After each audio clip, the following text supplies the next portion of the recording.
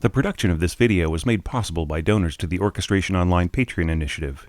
Please consider adding your support to the creation of free educational internet resources by visiting our Patreon page linked below.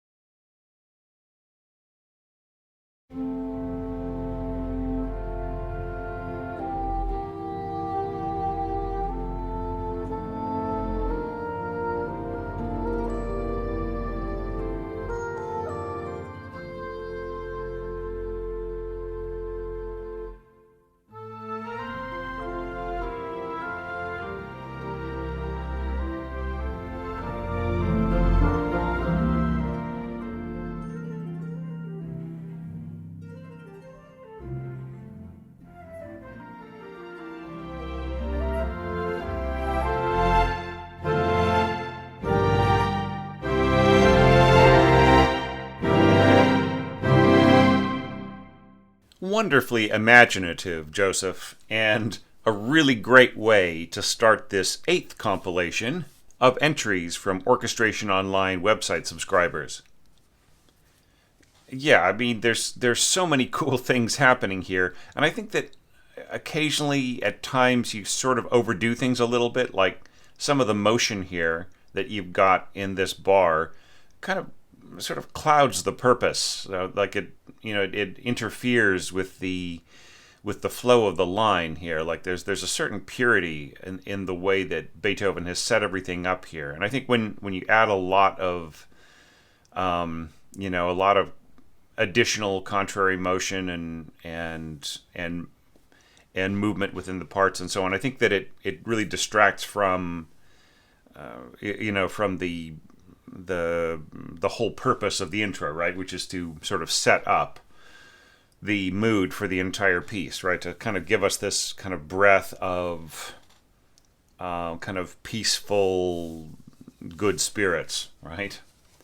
But all the same, like the mood is just very beautifully done here. Now look, let's talk about your use of bowing marks. You do not need to supply bowing marks to your players, and in fact they're working against what your purposes are here.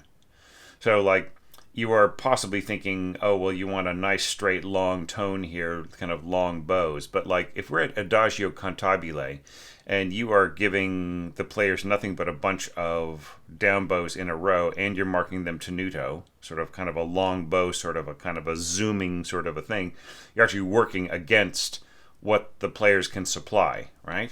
So like a tenuto bow kind of usually has a sort of a longer, a kind of a faster motion, and if the motion has to be slow, it usually is more forceful, right? Because it requires like the player has to like kind of dig in a little bit more to get the tenuto kind of a feeling, right?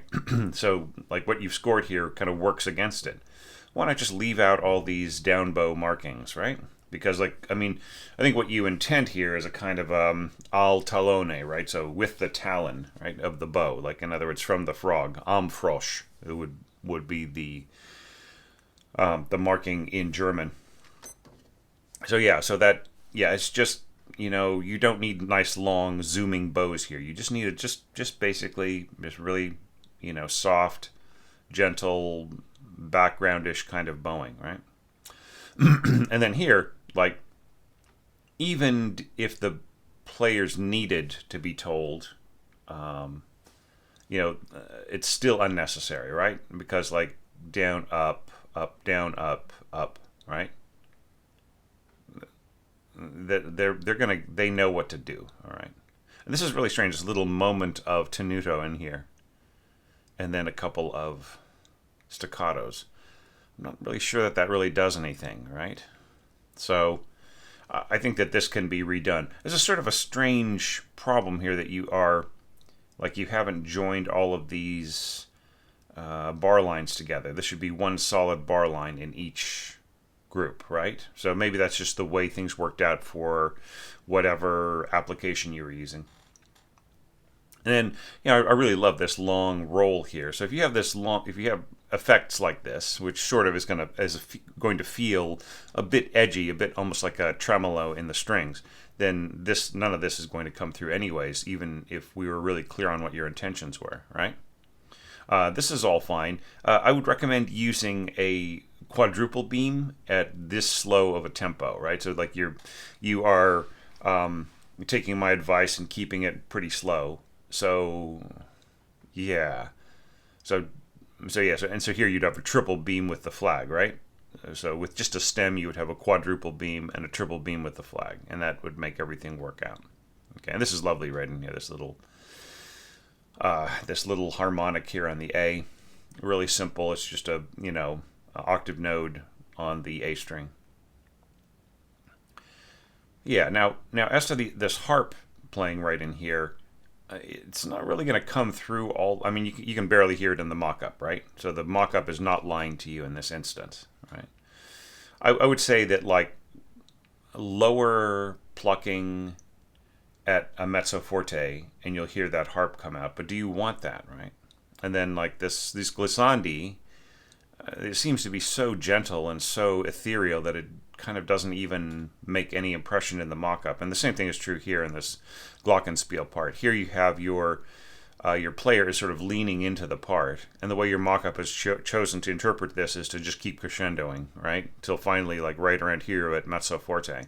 Well, in this sort of delicate texture, the harp at piano has really very little chance of participating, right? Same thing with the glockenspiel. So, yeah, there are ways of making this work, right? Like once again, bring the harp out into the open a little bit more, maybe a little bit louder on the glockenspiel and so on, and just make sure that your mock-up isn't pushing, make sure that you're not just marking this so that it just gets louder and louder and louder every time, right? I would say try not to get louder than mezzo forte by the time you get here. Okay.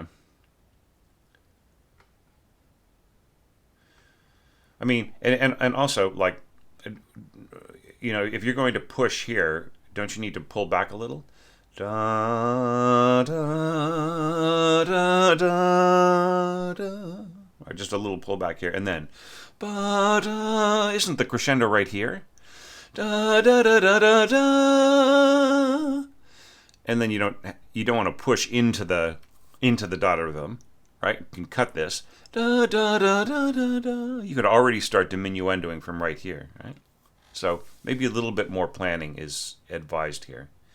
Also, I wouldn't necessarily take out your horns and lower winds right in here. But I mean, you do sort of compensate for that. You don't completely have no support for the end of the melody. So, I mean, it's fine the way that you've scored it, but, I mean, I guess it makes it more delicate. It's fine. But you could keep them hanging on at pianissimo. This is nice. You don't need to explain to us that the top player is 1 and the bottom player is 2. That will be taken for granted, okay? So, yeah, completely unnecessary. But I mean, I see, like here you're saying 4 horns in F. So yeah, so score your 4 horns in F on 2 separate staves. It's okay, you've got the space at this font size, right? Try not to score 4 horns in F on one staff, unless like you just really have no vertical space. But you've got tons of vertical space. All right, so just like talking about the scoring here, I feel this is very effective. Here you've got English horn playing against bassoons and clarinets.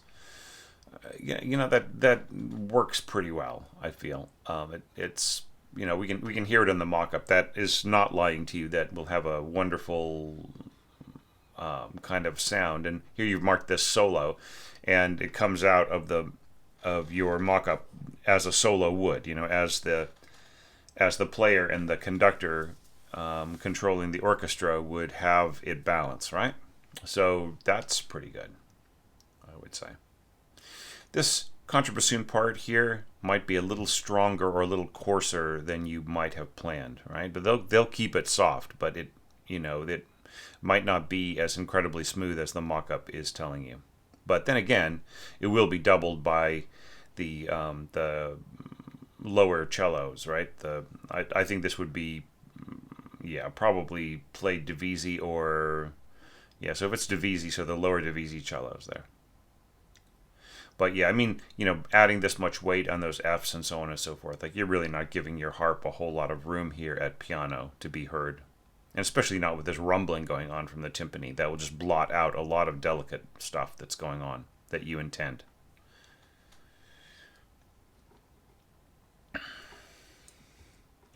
Now, going on to the the rest of this. Okay, does the melody start with elegance? I mean, yes, it does.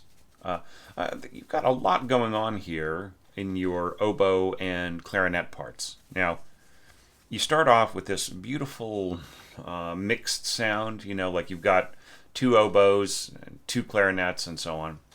And here, the mock-up is lying to you. The wonderful sort of mellifluous, independent, artful, or artless, however you want to, artless sound of the oboe is not going to be what's played. Like right here, you get this really intense kind of almost wind band kind of a sound, not in a bad way. But you won't, like whenever you do oboes a duet like this, then they end up sounding more trumpet-like and less expressive, less individually expressive, right? They have to combine, and they can't be as free and as sweet as they normally might be. So, the problem then becomes that it just sounds more more intense. Now, of course, you are basically just using this to double your second violins, and then you've got the first violins on top and so on. Okay, well and good. But, that it's like the way that you've scored it here is not what I'm hearing in the mock-up. Here I'm hearing more of an oboe solo, right? And that's not what you've got scored here in your, it would be better for you to mark, see, Dolce goes after the dynamic marking, and the dynamic marking belongs at the beginning of the passage, right? So piano, Dolce, and then here would be solo rather than, right? So if you wanted to get that, right? If you wanted to get that part to come out more, right? Then you would want to mark it solo and just have a single voice and to have these other players back off quite a bit. All right. Here's where I would use a little bit of dynamic mixing, perhaps marking it mezzo forte or something like that, just because of the amount of piling on that you've got in your texture here. I mean, yes, you have everything very, very soft, but you're bringing in your brass section and and you've got you just have all this back and forth going on in English horn and bassoon and so on. So against that, you really would need to mark up your solo oboe if you wanted to get the effect that we hear in the mock-up. All right. So I don't know if you really need to have everything playing these tenuto marks. Ta, ta, ta, ta, ta. It's like the way that it is scored. Okay, all right. So here's the thing. There's a misconception about tenutos, right? In wind and brass playing, right? A lot of times people assume that the tenuto will be kind of slightly separated, and each one will be very emphatically stated and so on. But that's not how tenutos work for the player. The players will have a tendency to connect them, right? So the notes won't be individually shaped, right? They won't have this sort of teardrop shape with the attack and a slight tapering off, they will just really be, they'll almost be slurred together, right? It's almost like a super legato. So, if you listen to it, like you can barely really hear that there's much of a difference, right? In the way that we've got this beautiful legato at the beginning and then kind of a super legato at the end. So if you really mean just a sort of a super legato, maybe just mark it with maybe just have a big slur over it instead of all of this da da da da. So it's just like it's barely interrupted by an articulation mark, and then sometimes that articulation is smoothed over slightly by the player, right? So it may not be exactly what you intended. Okay. This is all great, da da. I like the portato here, da da da. And like this, right in here, like I feel that you are adding just tons and tons of harmonic information here, right? I mean, we still get the melody, sort of stuck into all of the functions, but it's just a real wealth of harmonic information that So when I look at my criteria and I say expanding without clogging up, you are already a bit clogged, right? And you are also relying on certain instruments to give you some of the motoristic, some of the pulse that are done in ways that just make almost no difference. And you can also hear that in the mock-up. Like, for instance, for harp, like, what do you really hear in your harp part? You hear a few chord rolls here and there, right? You don't really hear this at all, and barely hear these little glissandos, right? So, I mean, you might be better off with just a few like little gushers, and don't even worry about this harp, or have this part played 2 octaves higher in octaves with both hands. Forget about the rolls, and then just going plug plug plug plug plug plug plug, right? And have that marked up to say mezzo piano or even mezzo forte. Then you will be able to get some harp in there playing that role. But the way that you've scored it here, you're bearing it with instruments that are far stronger and more resonant, right? So harp needs a huge amount of room in order to be heard, and to give it something where it really is just kind of playing a piano part. That's just a shame, right? My feeling, my instinct here, and also this is completely nobody hears this, right? Don't give the harp anything that nobody can hear unless it's a sort of a natural outcome of what they're already doing, and you want to include them in the energy of what's going on for their own sake, right? But that's not justified here. I would say, like, my instinct here is that, like, just like these beautiful light little chords are worth preserving, right? And maybe across 2 hands rather than just little triads and 7th chords. Okay. So I feel it's just really thick right in here. I love the fact that you are trying to keep everything really balanced and soft. And I love the effect of the crescendo here on the mock-up. It's really great. But it's going to be very full-blooded, maybe in a way that you don't really need to get to yet, right? But I mean, I will give you, like, the melody does start with elegance. I think that there is generally the feeling of a natural flow. I think that the transition to octaves is natural, but it's, like, as I said, it's just very, very full-blooded. But, when we go on here, glockenspiel and flute and so on, if anything, this is way too, like, certain elements are just incredibly way too soft. Like, what will you hear? Well, just taking it from this 4th beat here, all the way to this 3rd beat here, right? So there's like the leggeramente section. In the first place, leggeramente is there for a reason. You should not take it off. You don't. I don't feel that any of us has the authority to take away the leggeramente marking. That is something Beethoven put in there for a reason, and he wants his players to play in that style, so we have to put it in there, right? So I would say, in the first place, put leggeramente back. In the second place, why is your solo instrument marked triple P in its weakest register? And it's answered by, nice, healthy, beautifully resonant staccato lower strings in their ideal register. What you're basically saying here is, like, this is 2 to 3 times louder than this, right? I mean, even just with the marking, right? Because the triple P, pianissimo, if you want to say, to the P. So like it's already 3 times softer, plus the fact that this is the softest register of the flute, right?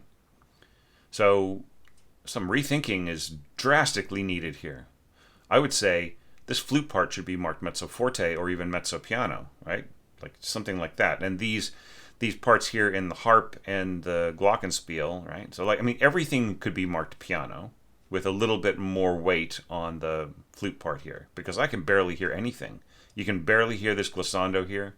The glockenspiel is negligible. The timpani is like, might as well. I mean, if this is gonna be scored so softly, then like, I mean, the double bass is doing all the work here. Nobody can really hear the timpani, right? So it's just way out of balance. I mean, and like I say that, realizing that like you put a lot of work into this and you really wanted everything to balance and have this beautiful kind of ethereal, Oberon-like quality, right? Midsummer Night's Dream kind of a feeling. And I just really, I mean, I hope I'm not stomping on any of your beautiful plans, but I just feel that like you need to have more strength in your delicate parts right in here, right? Whereas the parts that that are just in their prime register, they don't need to be louder than the parts that are delicate, right? I just don't understand that, right? So just really, so I mean, as you are getting into these challenges, really be aware of the gentleness of the flute in its first octave, right? Now here, like we're going into this, and once again, I feel that it is so soft in here that it is barely capable of expressing the idea, right? It's not so much that like that things aren't balanced. It's just that it's so soft that like the audience is going to be having a real hard time distinguishing anything that is happening, right? And perhaps you're feeling, well, I'm aware that flute in its lower register, middle register is quite a bit softer than the other instruments, so I'm going to make everything super soft. But it still doesn't balance, right? A pianissimo oboe is still louder than a pianissimo flute in that very soft register. It just has more resonance, right? So this is not quite going to come out the way that you think that it will, right? So like from here, it's better, but like this first half of the bar right in here, the oboe will have just so much more strength, and especially with the clarinet coming in here, 3, right? It's like, like having a triple unison on this. I mean, that's just really like all of these unisons are just so powerful. It would be better just to have single instruments here and to have your flute playing it like mezzo piano or something like that. Just to give it a little bit of leadership against everything else that's going on. Yeah, I mean, I'm just worried about this, or maybe just if everything was just marked piano, right, rather than triple P. Right? I just feel it's just so soft and so ethereal. It just becomes, like tissue-like, right?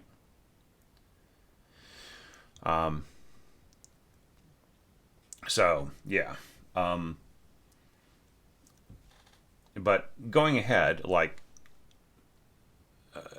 I think like this last part right in here, like, I think that you have, once again, like we're kind of straying back into the same problems that were right in here. That like there's just so much weight and so much strength in your harmony. It kind of is taking over the sense of solidity of harmony is taking over this whole last section and kind of changing the meaning to just being about the harmony, really, rather than about the progression of the melody being well supported, right?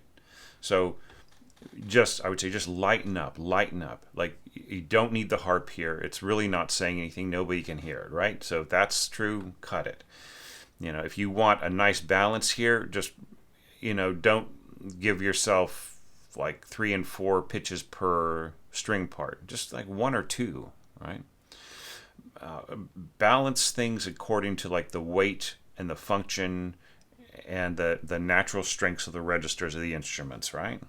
So, like, you might be better off just having the melody in octaves on top here in your upper strings, and your lower strings basically playing the bass line, brass in the middle, kind of covering some of the harmony, but not in a huge amount of density. And then once again, like wind supporting what's going on in the lower strings and upper strings, with the upper strings having maybe if they're just playing octaves here, the winds could be playing more harmonized kinds of voicings, and then you don't get that hugely crowded, clustered effect. Now, having said all that stuff, it doesn't mean that you gave me a bad entry with enormous amounts of defects and stuff. As I said, it's powerfully imaginative, and like your goals here were perhaps a bit further along than your craft, right? And that is not a bad place to be at all, because that is where you actually want to be, right? You want to be in a place where your goals force you to learn more and learn more and learn more and get better and better. That's the way that it should be. I mean, that is the story of my life as a composer. Always wanting to get more and more out of what I was scoring, and just trying to make sure that I had got it right. And sometimes I got it wrong, and somebody wiser than me, usually a player, would tell me, look, I can't play that high on my instrument at pianissimo, or listen, you're asking me to learn this part, and it's just taking me hours and hours of time, and I had to look at the full score, and nobody's going to be able to hear me anyway.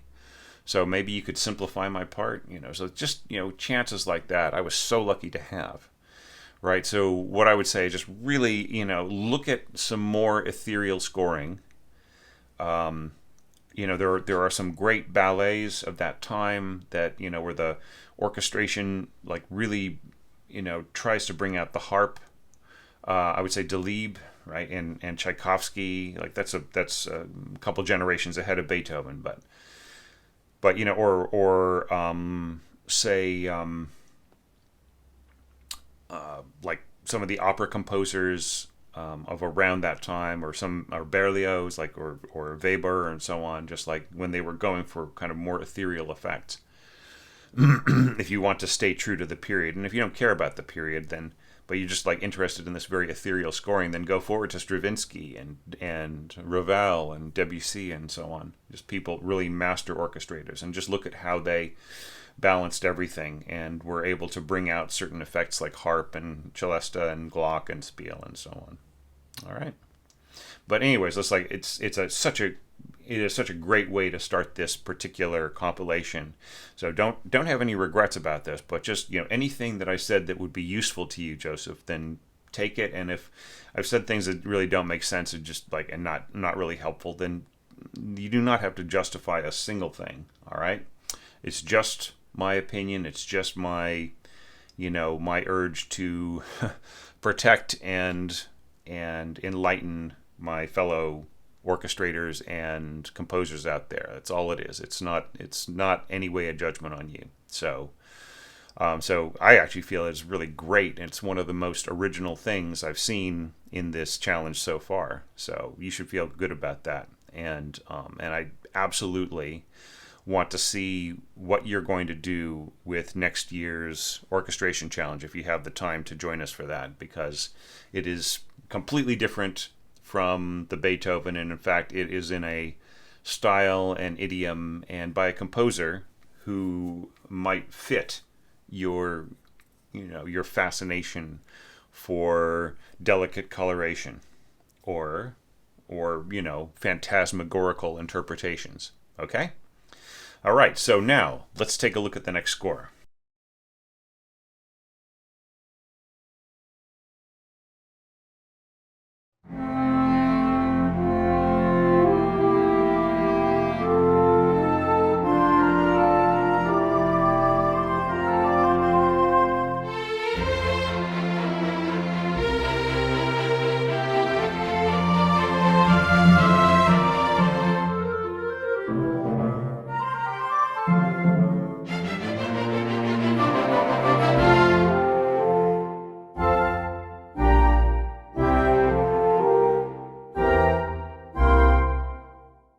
wonderful precision of expression, Luke. I actually recently evaluated an entry from a Patreon participant, and like they had something similar, like a real early classical vibe, and almost more reminiscent of Mozart and Haydn than of Beethoven.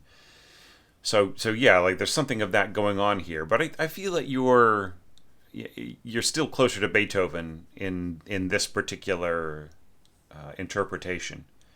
So let's just let's just play it by the rules and evaluate this according to the criteria, right? So I feel that this absolutely sets up the mood effectively at the beginning. The combination of horns and clarinets, it works really, really great. I mean, you can hear a little bit of phasing at the beginning, though, right? With that first note, or this top line here, I would say, which is shared by first clarinet and first horn. You just sort of hear that slight. It's not out of tune, but it is phased, right? So you'll have that going on to a degree. As you can hear in the mock-up, it becomes less of an issue as the notes rise higher. But yeah, I mean, it's an interesting observation that can also occur between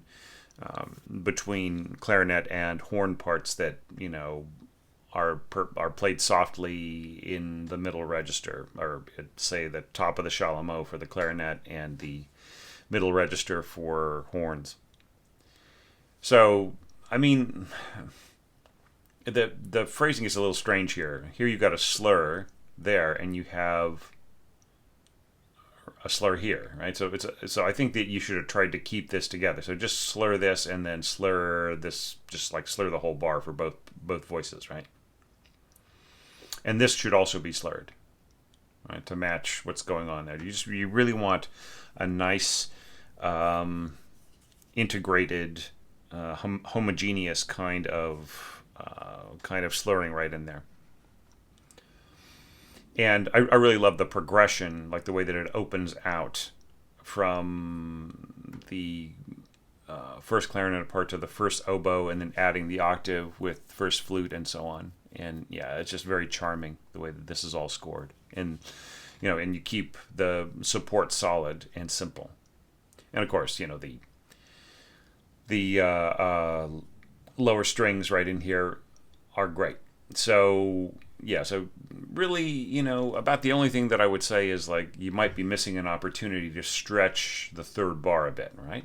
Da da da da da da, little fermata, da da da da da da, and you could even push into it a little bit dynamically. Right? So just have a crescendo, ritardando, fermata, and then a diminuendo, a little teeny bit of diminuendo at the end. So yeah, but like other than that sort of picky kind of analysis, really nicely done. All right, so now next question: does the melody start with elegance? It does, and I like the way that you you start everything just in the strings and then open out as you did before, going to flutes and then adding the oboes. And it doesn't feel just like you're repeating yourself here because of the harmonization in the flutes here, and then adding this below in the oboe. Right? I just feel that it is more independent.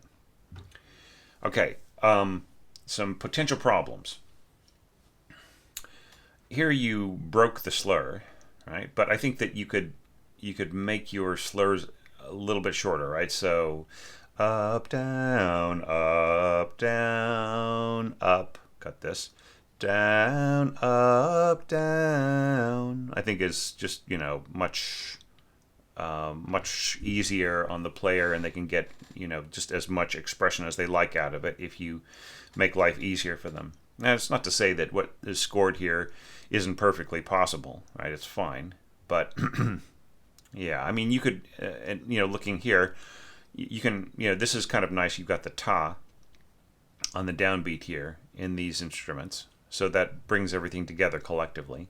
But you could also have just, had a big slur over everything too. And they would have been fine because of the amount of punctuation you've got here in the strings and the timpani. And this is really nice right in here. This bum, ba bum, bum, bum.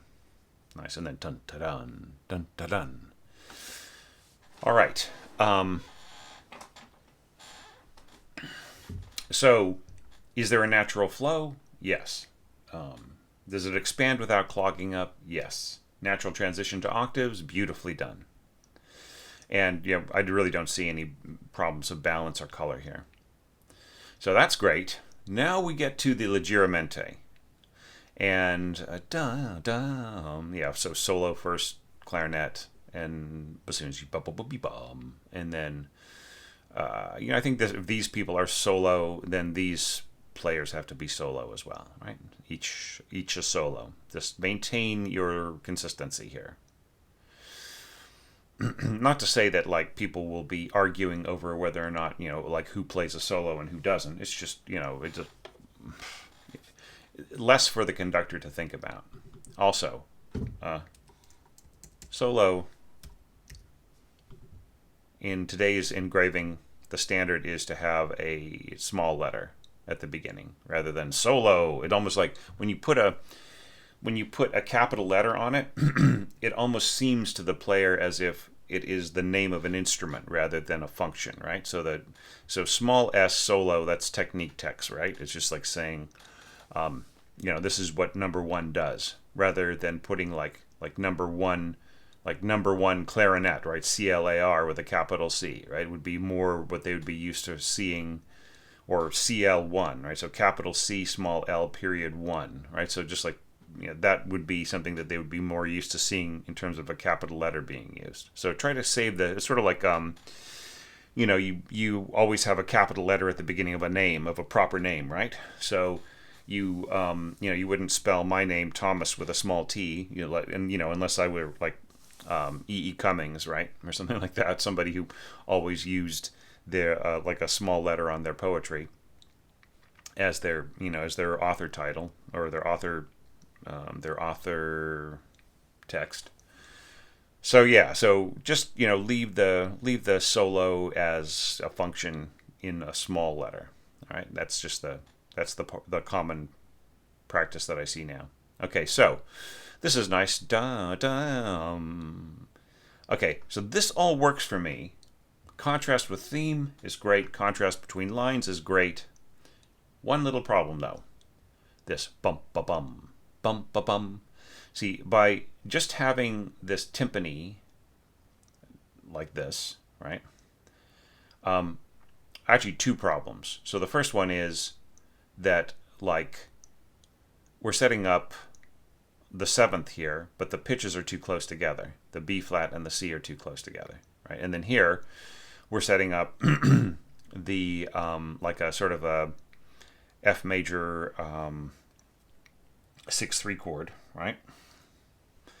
But the or you might say first inversion.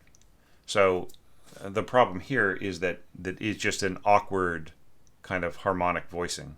Right? If the F were below, though, then it would feel as if it were turning these A's into F's, right? So the way out of this, there is a way out of this. Okay, so the first thing is I would drop everything down an octave, right? So make these F's lower and these C's lower, or maybe the C's could be higher. But I mean, it is really a very low C to throw in here, but yeah. But I would say at least drop these F's down. Okay, so that's number one. And the other thing is to have the lower and middle strings just play play the harmony, right? So C7, dun, dun, dun. And then here F, dun, dun, dun, in the 6/3 voicing, right? And then if you're going to leave this F up here, right? So that there is some sort of harmonic context, right? Because I feel that the timpani at the bottom, it just feels rather awkward. I'm tempted to dip into my little brother's Berkeley High School lingo and say it's hella awkward. All right, so it's hella awkward in here. Okay, but other than that, I think that the intention is very, very good.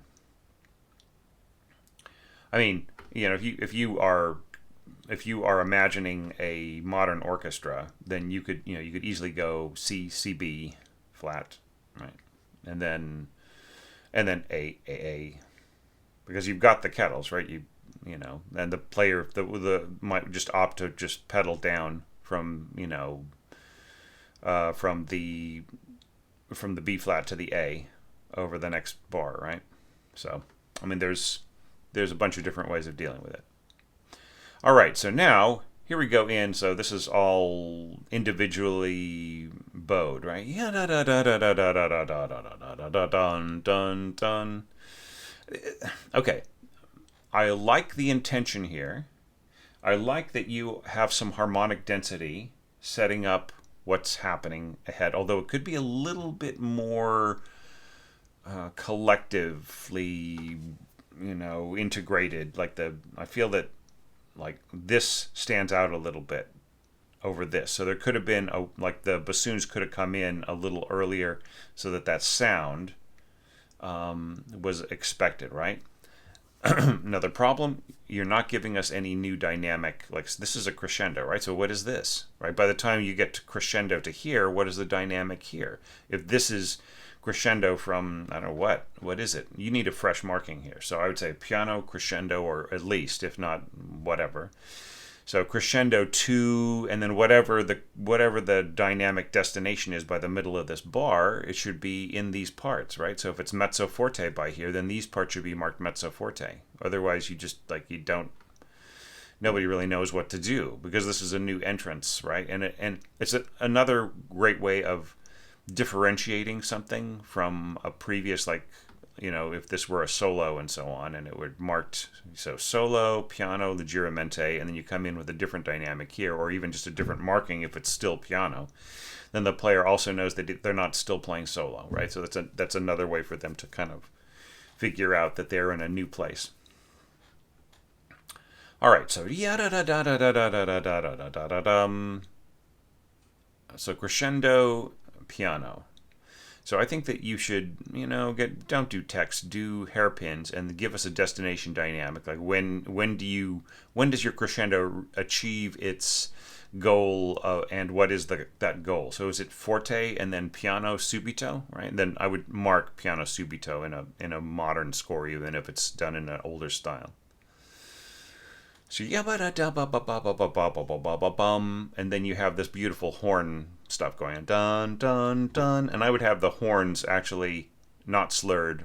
I would say, like, have them play, individually articulated notes, and play them like more like mezzo forte, right? Because the way that it's scored here, with the horns being as soft as everybody else, it just feels like all the other parts are falling off a cliff, right? So if the horns are stronger here, then they are being subsumed into the resonance, right? The parts that finish abruptly get subsumed into the resonance of the horns, so the horns carry on the identity of their parts, rather than just that sudden, feeling of incompleteness by all the other parts, right? And then the same thing is true here. So imagine your horns being mezzo forte, no slur here. And, you're like, maybe the cellos could also be mezzo forte. Just to match. Bum, bum, bum. And then everybody else soft. Dun, dun, dun. And then back to mezzo forte for the horns. Dun, dun, dun. Bum, bum. Then you get a little bit of dynamic contrast in there, right? And you don't get just that feeling of falling off a log, right? So other than all those picky little points, there's really not as much to say on this score, because you just really ticked my boxes really well. The contrast between themes and lines and harmonic support. Like, I had a few comments about that. Emphatic color of line. Well, I mean, there are some ways like the oboes or the clarinets could be helping out more. There's more that you could do here to fill in some of these strings and fill in the middle, which I feel is just the most essential part. It's like the part with the biggest questions is like, is the support from the middle here that helps to set up the whatever happens in this bar, whether it's a tutti or just like horns playing, 6/5 thirds, right? And then right in here, I've already talked about, the horns being louder, stronger, less smooth, so that they swallow up anything that is just hanging over from the other parts, right? That would be one way to solve it. There are a couple other ways. But yeah, and then having some kind of contrast. But like, even just in the texture, you already have that contrast built in. So, I mean, it's really great work, Luke, and I feel this is your strongest score that you've ever sent me. But, like, having said that, just like sort of similar to this theme, I always wonder, by the time I usually, usually when I hold these these challenges, by the time I hold the challenge, I already know what next year's piece is going to be, and I always like imagine what would this orchestrator do with that piece, right? So imagine instead of Beethoven's wonderful spirit and a sense of brotherhood with other artists and with humanity and so on. What if instead of that, someone were to just hand you this moment of extreme self-reflection and kind of the potential for incredible amounts of creativity, which he went on to do in his career in a completely different idiom, right? What if you were to capture that orchestrally? So, anyways, that's all I'm going to say about it, except for just to thank you for the work that you put into this and for being a part of this yearly challenge for, challenge after challenge after challenge. I'm sort of thinking back, I'm wondering when you didn't participate. I just, if I weren't to get a score from you next year, I'd be really disappointed. So be ready. I think next year we'll pretty much stick exactly to the schedule, just because I'm thinking about the travel. I have like a bunch of travel planned for the second half of the year and so on. So like the orchestration challenge will have to fit into its normal kind of schedule of July through August, as far as I can tell for right now. Okay, so thank you so much, and now let's take a look at the next score.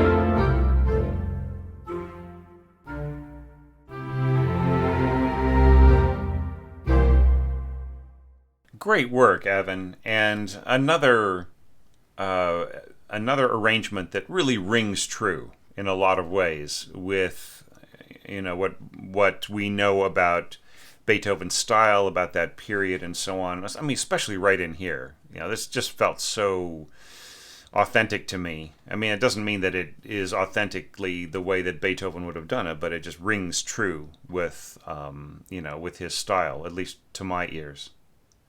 So yeah, so kind of going back to here, I'm noticing a marking of quarter note equals 60, and I'm wondering if that came through on the just like in the template. Apparently, Music XML interprets the word adagio as 60 rather than and if I had marked like quarter note equals 40 or 42, I believe, in as I put in the template, then the Music XML will just ignore it and then establish a tempo of 60. But I mean, doesn't that feel too fast to you, Edmund? I mean, doesn't that sort of just turn this into cut time?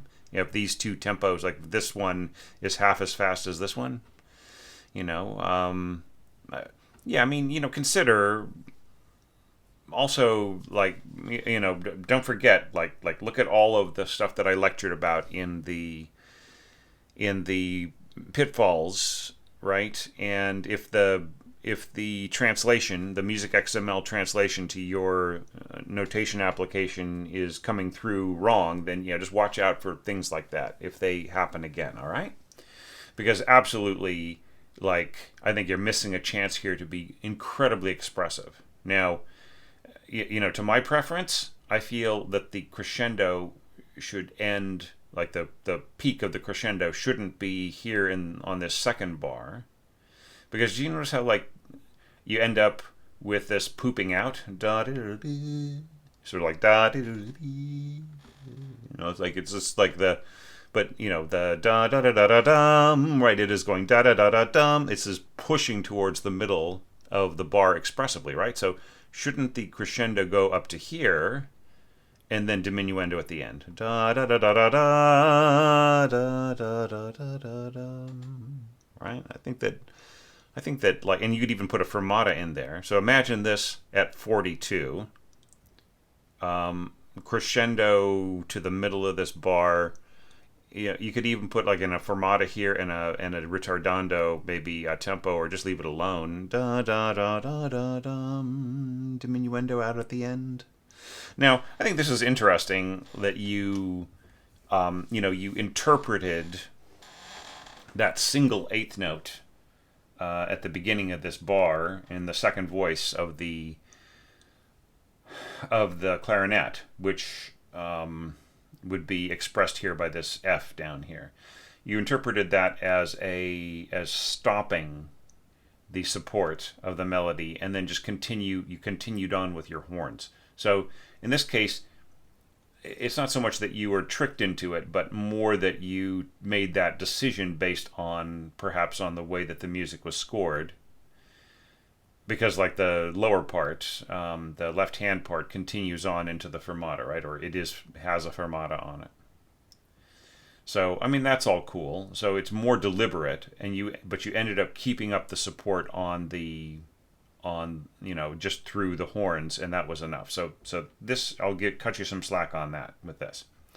Okay, I like the pizzicato too, sort of punctuating how it comes out with the staccato and the bassoons and contrabassoon and so on. Yeah. So I feel that all holds together pretty well. And yeah, this is going to be incredibly intense, though. Due, horns, and clarinets, right, and violins, and so it's going to be really full-blooded. I mean, that comes through on the mock-up, doesn't it? Right. So it's all the more important that you don't, just suck the air out of your inflated, sort of like you're pumping up a like a inflatable raft or something. You don't want to suck all the air out of your raft so that it sinks, right? I think that this might be accidental, dropping in this crescendo here, because it seems almost as if you want this to be forte just in your second violin part, and I don't see any justification of it anywhere else. One last little thing here is that try not to score something like this where you've got forte in your wind parts and mezzo forte in your string parts. There's absolutely nothing about the way these instruments operate that justifies having your strings in the background of these parts as they are a due, right? So first place, unison clarinets do what? They phase, right? Because they don't have a fast vibrato. So by fast vibrato, I mean, like, right? So any vibrato that is really noticeable in the way that we think of it today would be a faster vibrato, right? So there are some players who put a really slow vibrato into it that just has a tiny bit of variation to the sound, but it's so slow that you don't notice it, right? So yeah, so like that is.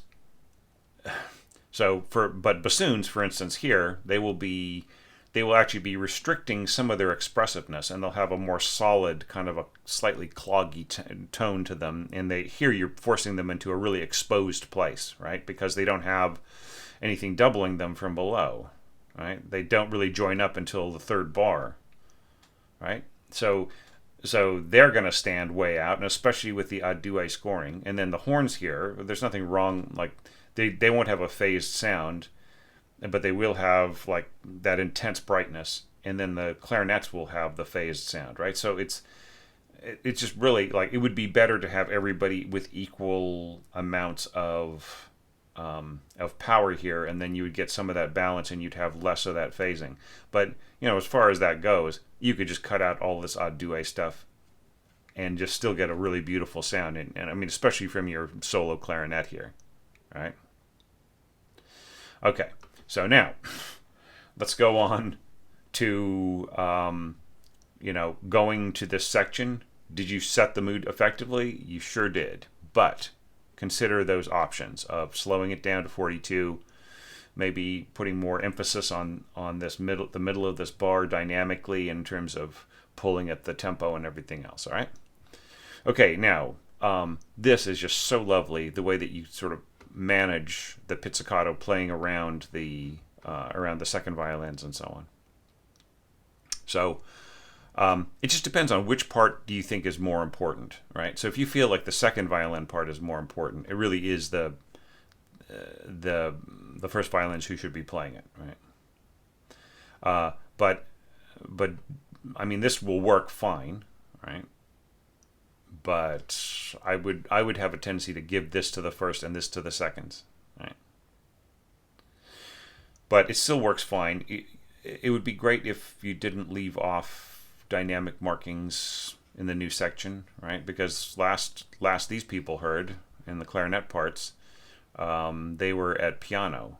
Is that what you intend? Is this mezzo piano, and who's playing what? Is this mezzo forte, and what is going on here dynamically? So you left out a lot of entrance markings. So you might be thinking, well, it's just whatever it was before.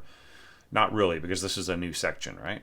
So just like in new sections of music, especially new tempos, new time signatures, double bars, and so on, try to have fresh markings for your entrances. And then whenever you add a player, throw in another dynamic marking, right? So like, for instance, let's say that this was just first horn, right?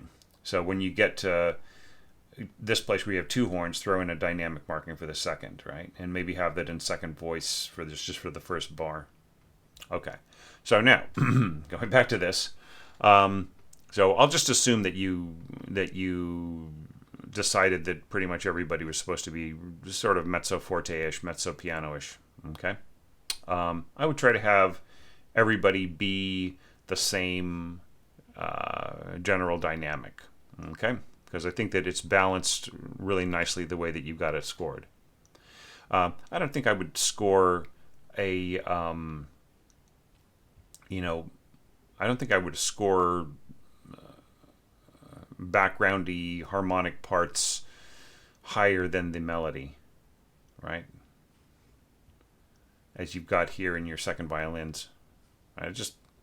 It's just awkward. This is pretty nicely done, though. I think you have a natural flow with your pizzicato here. It's quite different than I've heard in other orchestrations so far. And I think you expand without clogging up. I think that's nice. I think you have a natural transition to octaves here. I think that works great. So that's all very well done. If you can achieve this kind of clarity and beauty with just a single player, then you don't need to go a duet here, do you? Now here's another thing for you to think about. If you were saying Arabic numeral 2 oboes, then why are we saying Roman numeral 1 solo? So any number system that you use for your name, see, I should have put this in that video. Any number system that you use in your names to the left should be used in the markings to the right, right? So if you had horns Roman numeral 1 and Roman numeral 2 in F, right? then you're perfectly fine saying like, horn Roman numeral 1, right? As we see here. But if you have 2 horns in F, Arabic number 2, this should be Arabic number 1, right? Okay, so that's just like some consistency. It's very helpful. And it's just, it's just cleaner and looks better. And people obsess over these kind of things all day long, but that's where I sit on that. Watch out for having your stems going the wrong direction. There is no second part that has any kind of roll here, so you don't need to have your stems going up. This might be something left over from the Music XML. Okay, so now let's get to that that next section. So we sort of determined that this works really well with my evaluation criteria with a few caveats. So here we get to question of contrast with theme, contrast between lines. I'm seeing all of that here beautifully. I don't think you need a duet here in your oboe part, right? But if you really wanted to have a fresh sound, you might want to go to clarinets here, right? Because you've already had a big oboe solo. So clarinet solo, oboe solo, maybe back to clarinet rather than just sticking with the clarinets. Excuse me, with the oboes. So, with 2 oboes playing unison, you get less expressiveness, more kind of a more harsh sound, because you get something closer to a trumpet. Now, I mean, if you want that sound, that's great. But you could also have your trumpet player go ta ta ta ta ta ta ta ta ta, and they could pop that off with no problem at all. So, so this works for me. Bassoons, like, once again, we sort of have reverse directions and so on with the stems. I mean, it's kind of cool how low that you've placed this. It's kind of nice, and you end up with like a triple octave with your middle strings here, and then first bassoon on the bottom, I'm guessing. See, here I would mark like whatever is, I would mark it again, right? So this is first, that's fine. Mark it again first, just for absolute clarity. And then contrabassoon, bum, bum, bum, bum, bum. See, I think that if you're going to go for the triple octave, but then again, it's like you want, like, you're dropping an octave here, so you want to drop an octave there. It's all good. It's all good. I love the violins coming in and helping out. That's nice. So, I would say it works. It pretty much holds together. Why do we have different dynamic markings on everything, though? Shouldn't this be mezzo forte? If this is mezzo forte, that should be mezzo forte, and this should be mezzo forte. Everybody should be mezzo forte. All right? Okay, now, next question is emphatic color of line. See, I felt this was just beautifully done with the clarinets supporting the violins here, and then, the viola coming in to grab the notes that go a little lower and so on. Pulling out of it again right in here, and just like the motion of the parts.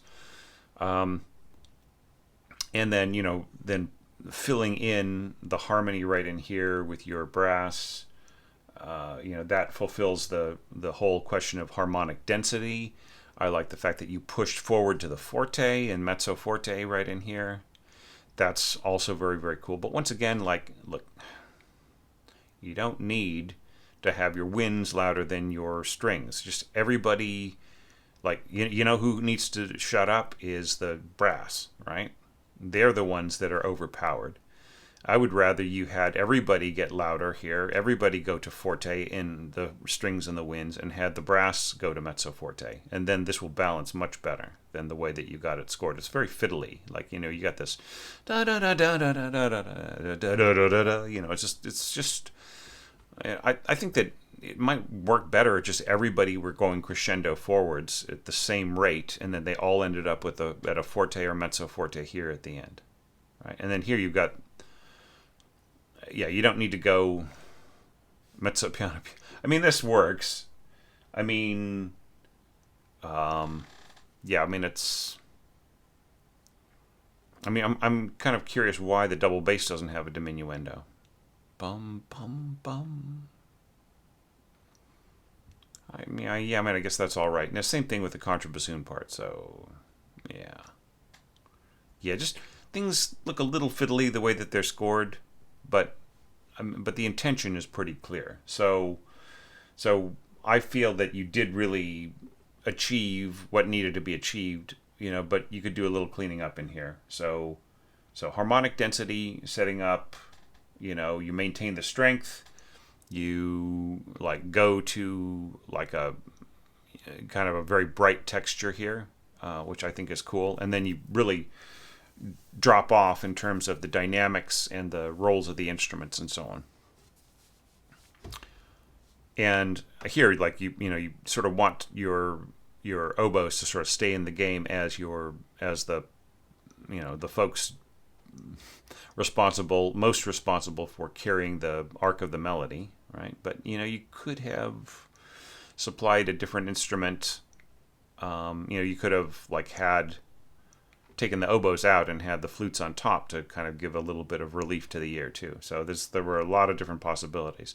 I like the string writing in here though. I think that's very cool. I think that violas could do a little bit of support of the middle voice in here, possibly like maybe doubling clarinet. So I think like the way that you've got this clarinet part here scored, especially like alongside the horn part, like this will have a tendency to phase, right? So, but anyways, I mean, yeah, I mean, there's no need to do this kind of thing where you have like oboe 1 a due, and then you go to oboe 2 just to sort of give the first one a break. They don't need that kind of break. Okay, just keep it mostly in the first part, because the first is sort of leading things along, right? And then like the second part comes in and thickens things up and then drops out again and so on. So yeah, so don't just think about like who's got the responsibility, right? Even in a simple part like this, give it to the first. All right. So anyways, those are my comments on this. I mean, it's not the most complex kind of music, and I felt you handled it really, really well. I think that there are some really great aspects to this that obviously I don't have time to go over for every single score, but it's I think it really works great. Just a few little basic things. If you're going to keep my rehearsal mark, put it up here on top.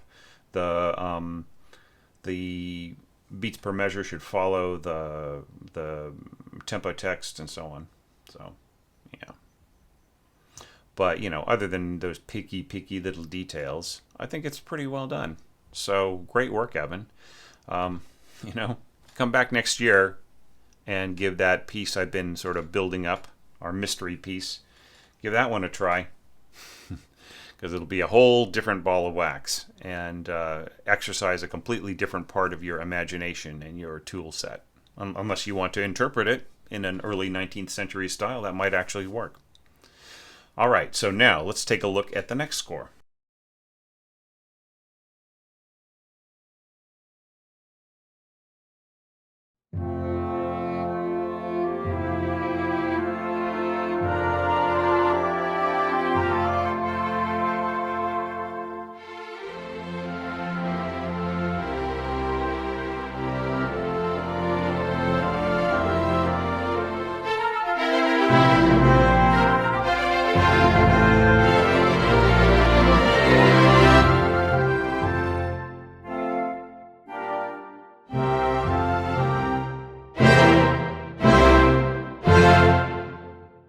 And now we have a score that is very much reminiscent of Beethoven.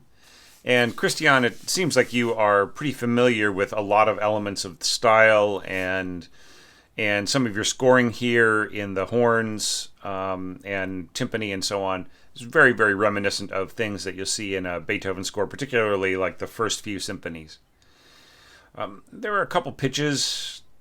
For instance, G in an F horn is a C in a C horn, right? So you could have just gotten like the same exact effect here with like a due on your C clarinets, right? So, excuse me, your C horns, and then had this F right here, right? Which is, just have that played by your F horn, right?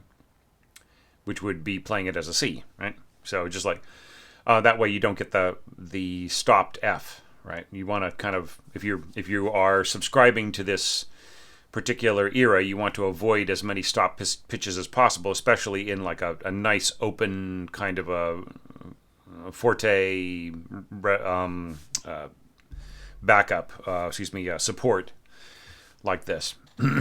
Okay, so there are a lot of little tiny details I think that you could tweak. So, Christian, if you have been following some of my other evaluations, you'll know that I feel that the introduction should be around 42 rather than 60, and I recently learned that the Music XML file was just reading the word adagio and transporting it as 60 beats per measure rather than 42.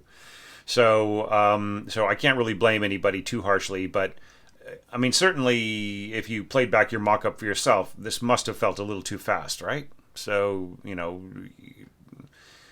feel free to slow things down. I like the push here to the middle of this bar up to a mezzo forte.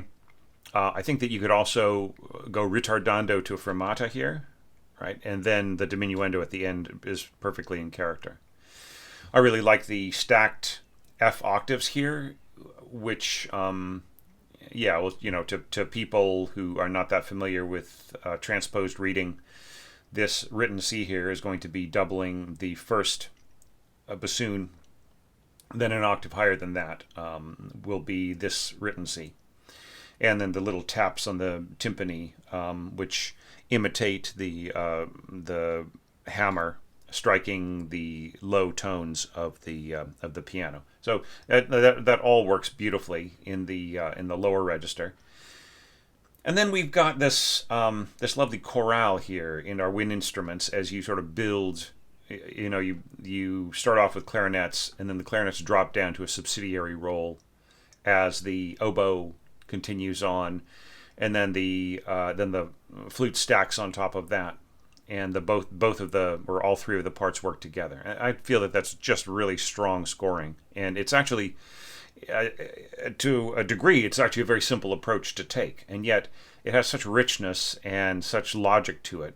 That I feel that it's one of the strongest introductions so far. So that's really, really great work, Christian. So yeah, just like I said, 42 and maybe ritardando to a fermata in the middle of this bar, and then you can go back to a tempo or just keep it at meno after that, and I think it would work out fine. So does it set the mood effectively? Is the question, right? Intro setting mood effectively? ? Yes, I feel that it does. Very, very much so. Because the character of the scoring here in the winds and horns and timpani, it really looks ahead to this next section right in here. If there's one thing that I feel is deceptive, is that in a Beethoven orchestra, or even just a Beethoven symphony, the first violins would be playing out a lot. And that isn't reflected in your mock-up, right? So do you remember in the Pitfalls video where I suggested just boosting the level of your first violins if you wanted to get a more realistic Beethoven symphony kind of a sound? You could have done that here, I think, Christian. And then when this came in, my question of does the melody start with elegance? Absolutely. Da, da, da, da, da, da, da. Right? It just really would have a very powerful effect. Now, I will caution you that you have committed one of my errors in the 12 common scoring errors video.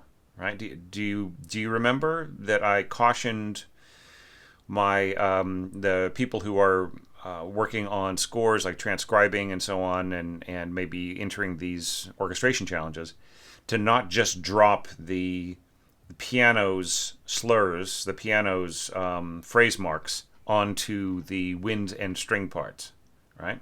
So here, this is right out of the piano score. This is right out of the piano score.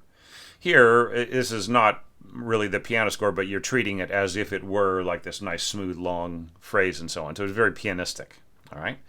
But, with a big B, you have to respect the fact that your players have to play up bow and down bow, right? So here you're asking the player to play this one long down bow and then an up bow and then this really long down bow, and it's got this push in the middle, and then they have to come out of it and play staccatissimo and so on. So it just does not work very well. See, like here you've got these really great, like the bowing has worked out beautifully for the violas, right? So this like one bow per beam group, that works out great. But here, you have this nice long F, and it slurs down to a C, and wouldn't this be better as two separate bow strokes? And then here, wouldn't it be great to just set this up as an up bow, right? Up, and then down, up, down, up, down, up, down, up, right? And then down, up, down, up, down, up, down, up, down, up, down. You see what I mean? Isn't that so much smoother? And then here, down, up, down, up, down, up, down. Maybe here you could get rid of the slurs and just have nice bow strokes and each note tongued. Tongue, tongue, tongue, right? So like this is another example where the piano's slurs don't really fit the emphaticness of the music. See, here you're going, you want your, even though it's soft, you want this bump, bum, ba bum, right? This kind of almost military kind of a feel, and with the bum, bum, bum, with the timpani, right? So why are we going smooth here? Shouldn't this just be down, up, down, right? Or down, up, down, or with the winds, ta, ta, ta, rather than ta. I can see slurring into it, right? And then here, like, it kind of makes less and less sense, right? So I think that it might be better to go ta and then slur this and then slur that, right? I think that would work out a lot better. And then, just here you're having this, just look at all of the notes in a row that you're having slur in different directions, right? It doesn't quite ring true to me. I think here that you could go slur and then maybe slur to there with the bassoon part. But then like you're taking away some punch that you could be giving in the middle of the bar, right? All right, so that was my main concern about piano type slurring, right?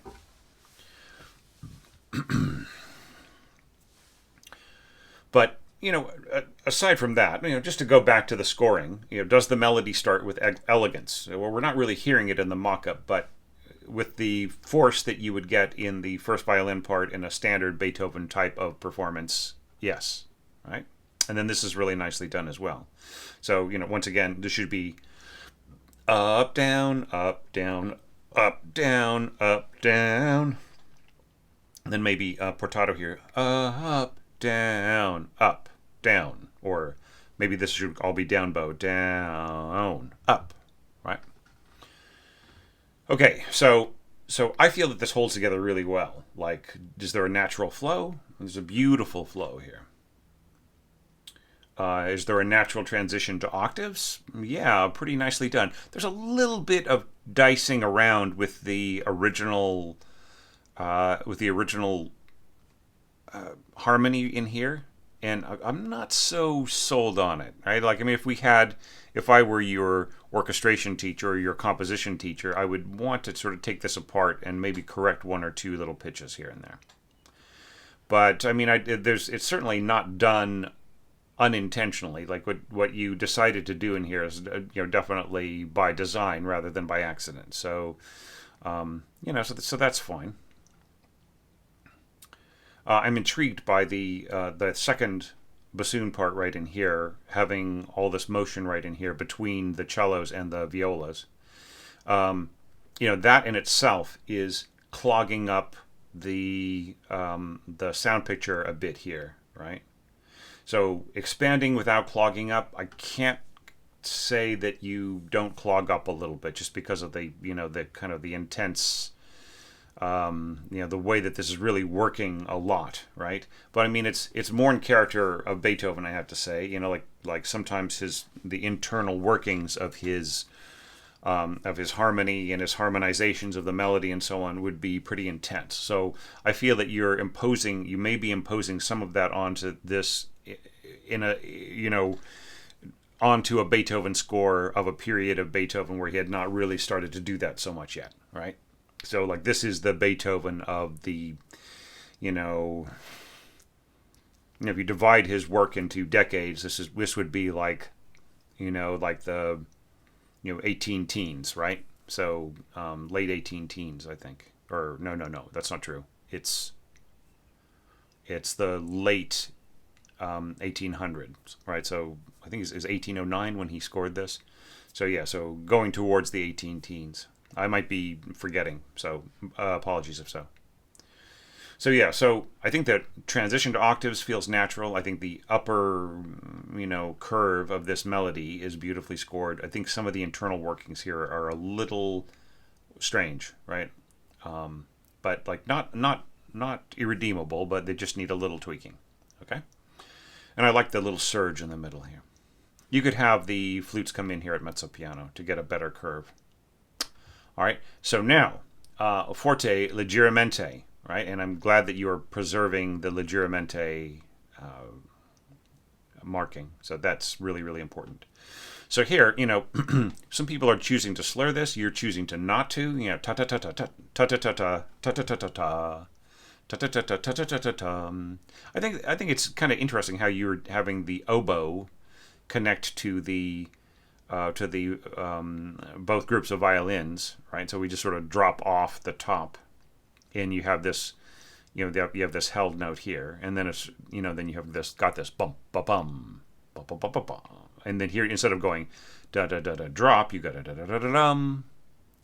Now I am not so sure that you need a due on all of these parts, okay? Because you may not be taking into account the change of quality of tone, right? So you might be thinking, I just want it to be strong here. I want it to be powerful. But a due does not necessarily increase the amplitude of the line that's being played. What it does is it increases the intensity, but that's not necessarily the volume, right?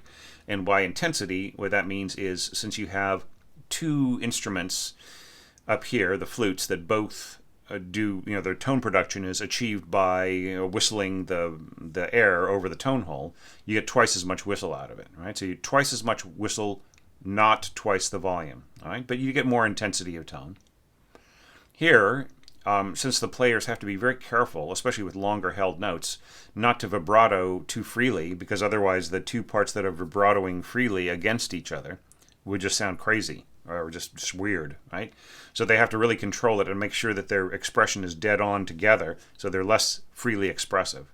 And then here you have the bassoons have the same exact problem as the oboes, right? But they have, like, since they have this big full sound down there, it like doesn't really become a big issue in exposed a due playing until you get up into the tenor register, like you're pushing up here to these Cs, right? So yeah, I'm not so convinced with this ending in a C, but I mean I understand that like working with the backup, it makes more sense, right? Because like it makes sense in the like in how that you're sort of framing this kind of C chord, bum bum bum, right? But I just feel like the bassoon is expressing the seventh from below, right? Which you've already got down here in your cellos. So if you'd had them drop down to a B flat, I think that not only would it work better with a due, they would also like be more convincing in terms of the thematic curve, right?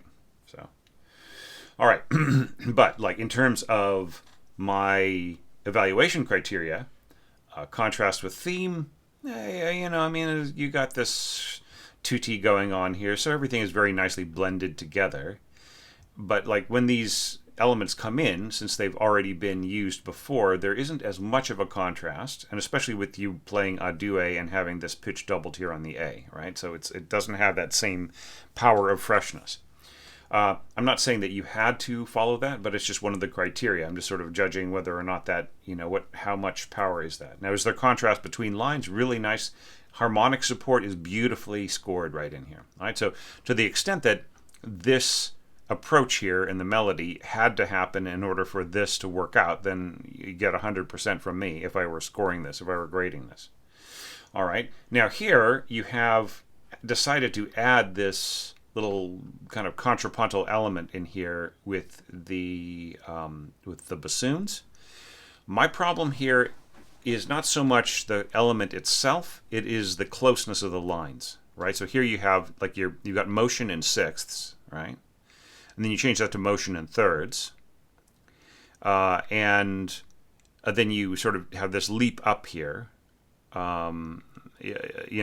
and then meanwhile, this is all going on like right next to, like this, if to a degree, what was going on in the bassoons ended up grabbing some of this line and taking it downhill and so on into that register while the upper part climbed higher and so on, then I'd grant you that. But I think that this needs to be supported by oboes, say, or clarinets, clarinets, let's say, right? And then you have this other contrary motion happening here, right? So it just makes this big cluster right in here. It's like the functions are not clear. So like you have the beginnings of a Beethoven approach right in here. I feel it could end up being something incredibly powerful, but it just needs a lot more. Just sort of like this, some of the harmony in here needed a little adjusting. Like right in here, I feel that this needs adjusting as well. So what would I do to adjust it? The first thing I would do is, instead of having the violin start down so far, I mean, what's wrong with the octave higher? Right? Start everything an octave higher, and then this line will run down right into the D rather than having to jump up a seventh, right? And then you could, like with the second violins below it, you have more freedom of how you want to harmonize, right? You don't have to make all these compensations because you're so close to the bassoons, right? So that in the very, very least, the distance between lines would help clarify what's going on here. And then once you have jumped all this up an octave, then you can decide whether or not oboes or clarinets need to support, right, from an earlier point so that the bassoons don't take over the sound picture. All right. Now, to the degree that some of this is providing like harmonic density, I think it's very strong. And you could have even brought in maybe some some C horn in here as well. All right. But another thing that is a little unclear is that, like, the way that you have decided to score all this out. So if you think about this whole thing is like one idea right here, this one section, then I think you need to refresh where we are in terms of our dynamics, because otherwise everybody is going to be crescendoing at a different rate, and they may even misunderstand what they're supposed to do with the way that you've scored these things, right? With this big gap here and this crescendo leading to piano, you may give these players the idea that they have to go crescendo to piano. So maybe start pianissimo, right? As opposed to remembering that they were just playing forte here. And now we're going to go forte crescendo to piano. But forte crescendo, that brings up the next thing. This is mezzo forte crescendo and then piano, right? And then we just have this crescendo after the forte, and everything is going crescendo from something. And they're like, I think that you should basically just go through all of these parts coming in, and you should clarify what the dynamic is for all of these instruments, right? So if everybody is going mezzo forte crescendo, have a destination dynamic, maybe come in at the very last, very, very end to a forte, like give us the destination, and then say piano subito. All right. Now I know that you're trying to keep within the practice and the vibe of the early 19th century, and that is great. I applaud that enormously. However, I think you have a situation here where your score actually is so good that it has a chance of being played, right? And if it has a chance of being played, it might be played by a student orchestra or a community orchestra. And then where are you if they don't really understand because you haven't clarified how the dynamics work? So I would say, even though it's understood that forte, leggermente, crescendo, and then piano is a subito piano, right? Even though that would be obvious to somebody playing in Beethoven's time, not obvious today, right in the subito, okay? Just especially with the way that you've got this all set up, with everybody going to a crescendo from different places, forte or mezzo forte or who knows, right? All right. So, with all of those caveats, okay, I think it's really great the way that you build into this texture here, but softly, and then adding the horns and the timpani in the middle. I think that really has a wonderfully authentic feeling to it. And then just the winds right here. This is fairly well balanced. Answering, and then like the call again, and then here you come in with just this big kind of answer. Not sure how authentic that is, but I understand the need to just really play out and so on right in here. So that's all good. This B here is a sounding E, right? And the sounding E on the on your C horns is an open tone, right? So I mean, there's ways of calculating how to do this without having to score that B right in there. I guess half stopped B, and then right in here, like this G right here, these lower G's right in here on these 2 fourths, perfect fourths, are the note of C, right? Which for your C horns would be up here, and this note of F would be a C for your F horns, right? So you could rewrite this as C octaves, written C octaves here, right? And then right in here, like you would have, or actually, like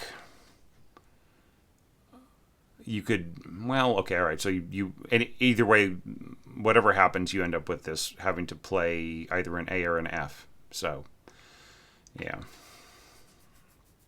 Anyway, so there are ways of recalculating some of these pitches so that you can avoid almost all the stopped pitches.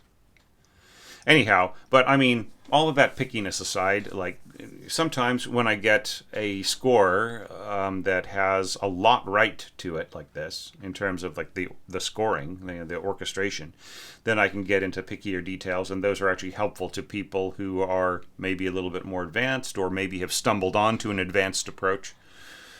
I don't judge anybody's level of experience as an indication of quality. I just, all I judge is, how can I help them be better orchestrators or get closer to where they're going, where I perceive they're going. And I feel that you did a really great job on this, Christian. So excellent. So let's keep going. I think there's only a couple of scores left in this video, so let's go check out the next one.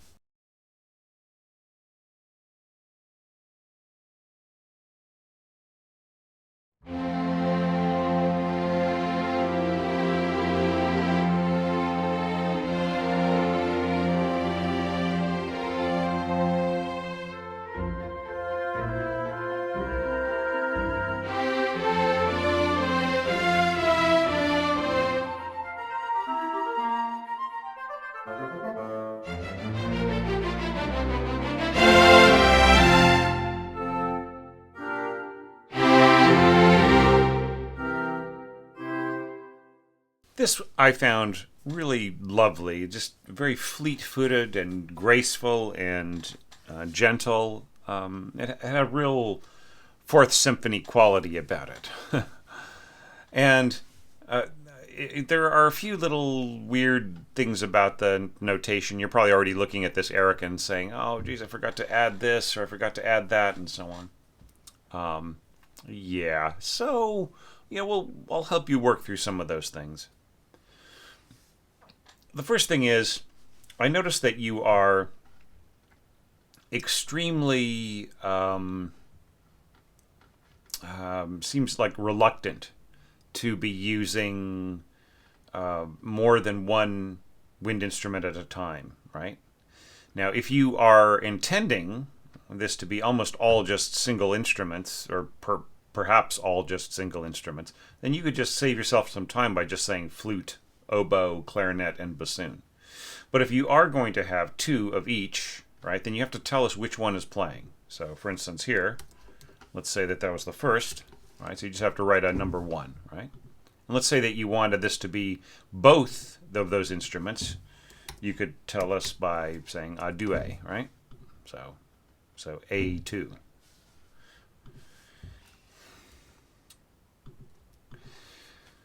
Then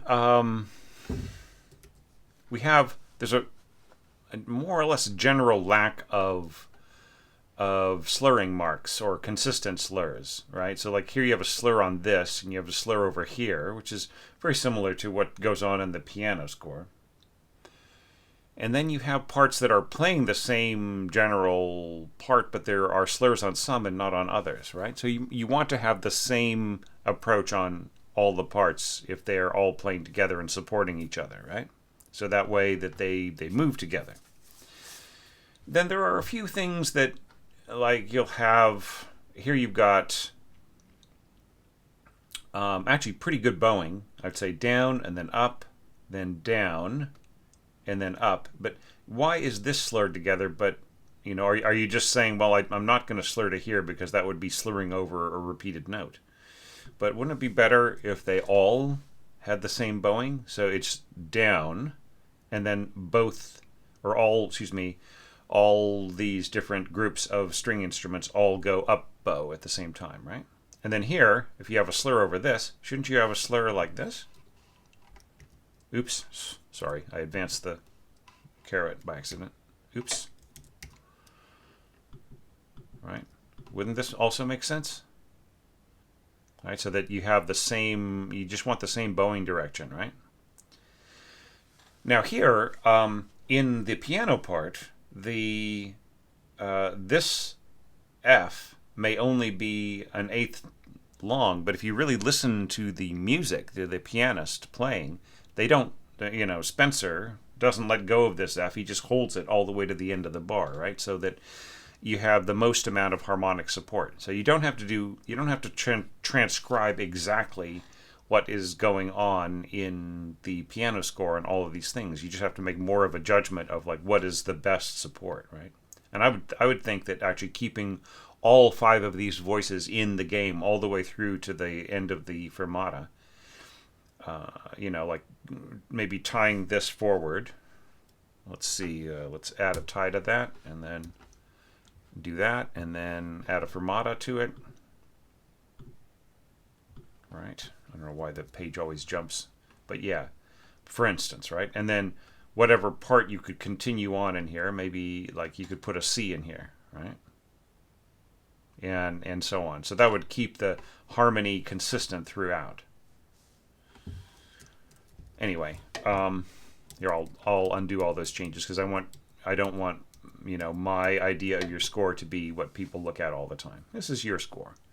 Now we have one other kind of strange thing happening here in these parts. You've got a tie on these lower voices here, and then you've got slurs, right? So, I mean, I don't know why, but maybe you were misinterpreting how this slur should work, right? But the problem is, let's say that we were to correct that. Let's go back to our keypad here. All right, let's say we were to correct this, because a tie is not the same thing as a slur, and it doesn't operate the same way in the mock-up either, right? In your playback. Okay, so let's say we corrected that, but do you really want the top voice to play again and again, and the bottom voice to be tied? Well, what you got to do in that case is the bottom voice has to be a separate voice, right? So this is what it should be like, right? So if you want the top voice to have a different function than the bottom voice, I would not have this, right, where you have instruments performing like sharing a stem but not performing the same function, right? So yeah, so the way to do that once again is is to change that into second voice, right? And then these separate notes could be playing. Okay, but that brings up another issue. These are horns in F. This is a transposing score. That means that this is going to be an F fifth, right? So you've got your F octaves here in your lower strings, so we're just adding a middle C here, which, you know, maybe is supposed to be repeated, maybe not. Maybe you actually intended this, all right? Oops. What's going on here? Oh, I see. I see what's going on.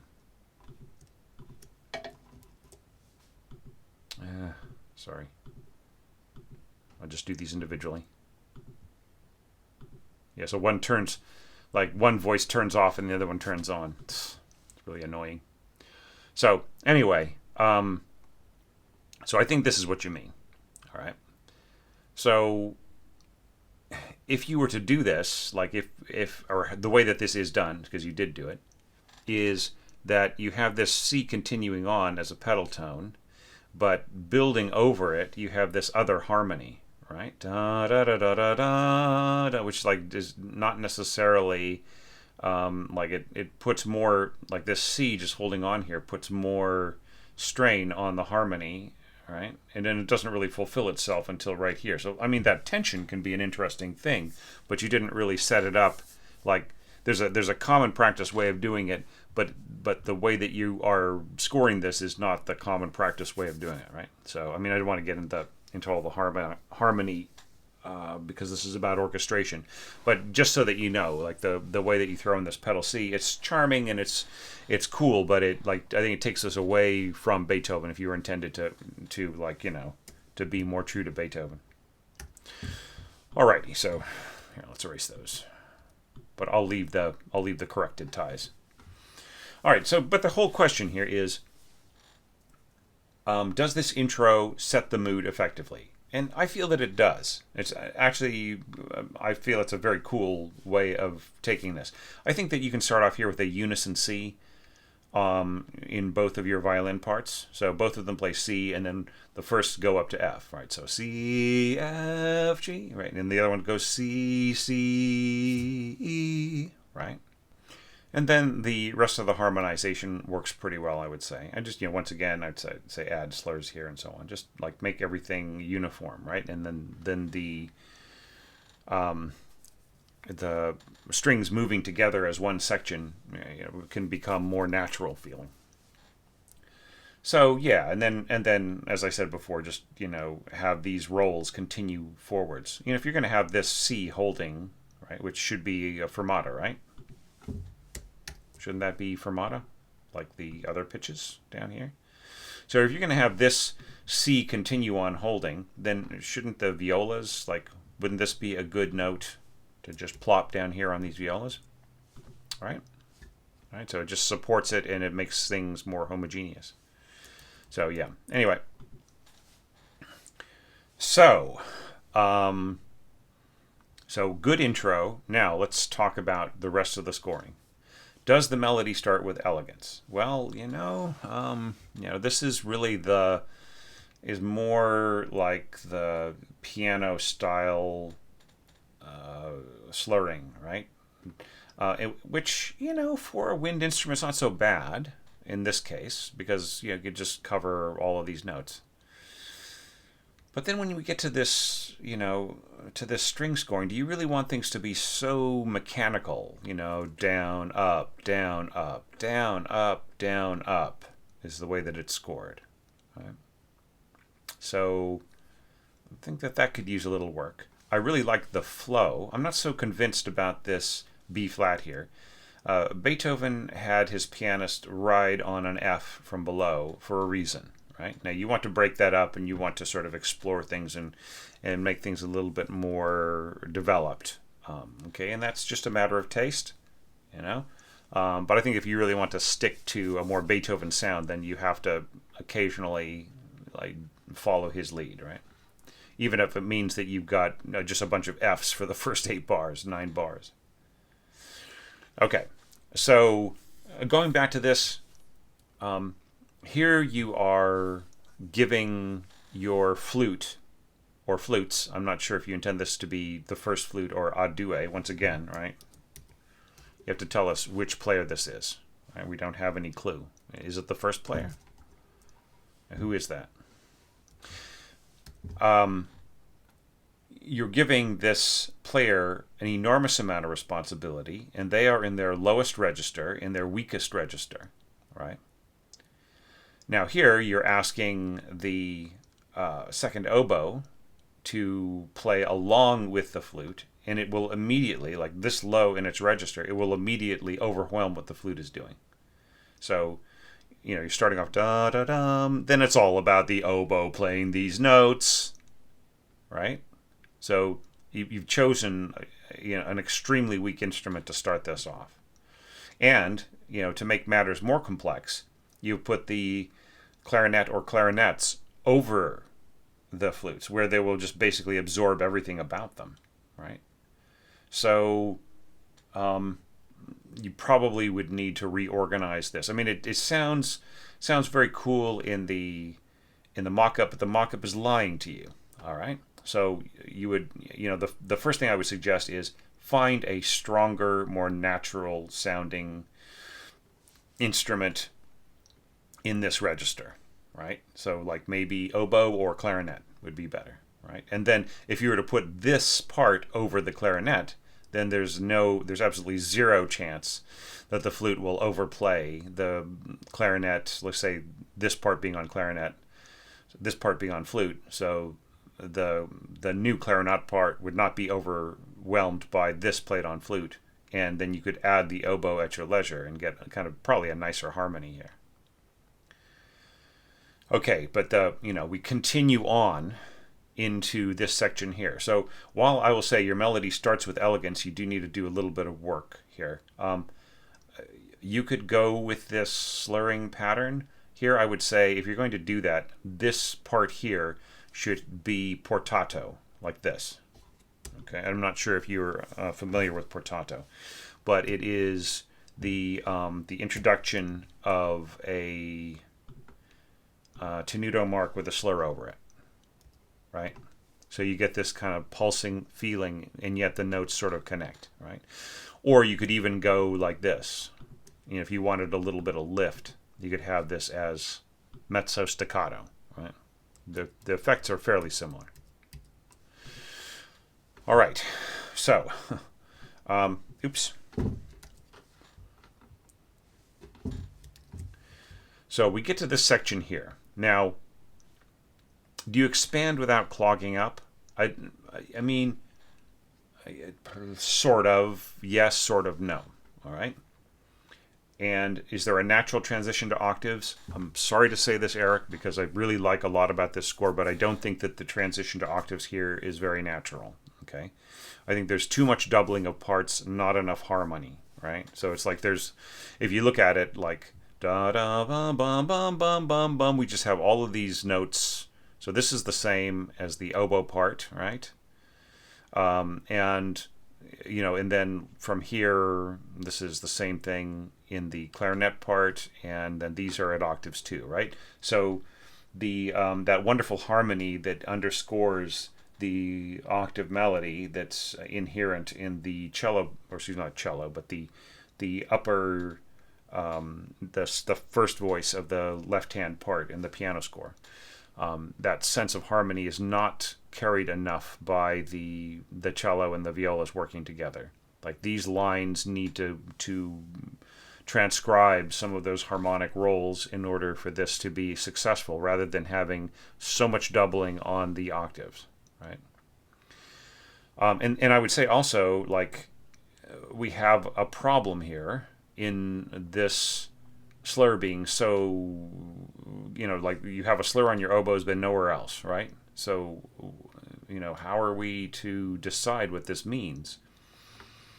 As your copyist, if I got this score from you and the performance was tomorrow, I would have a lot of conversations with you on the telephone, because this would throw me, right? I would say, oh, maybe he forgot to put the slur on these other parts.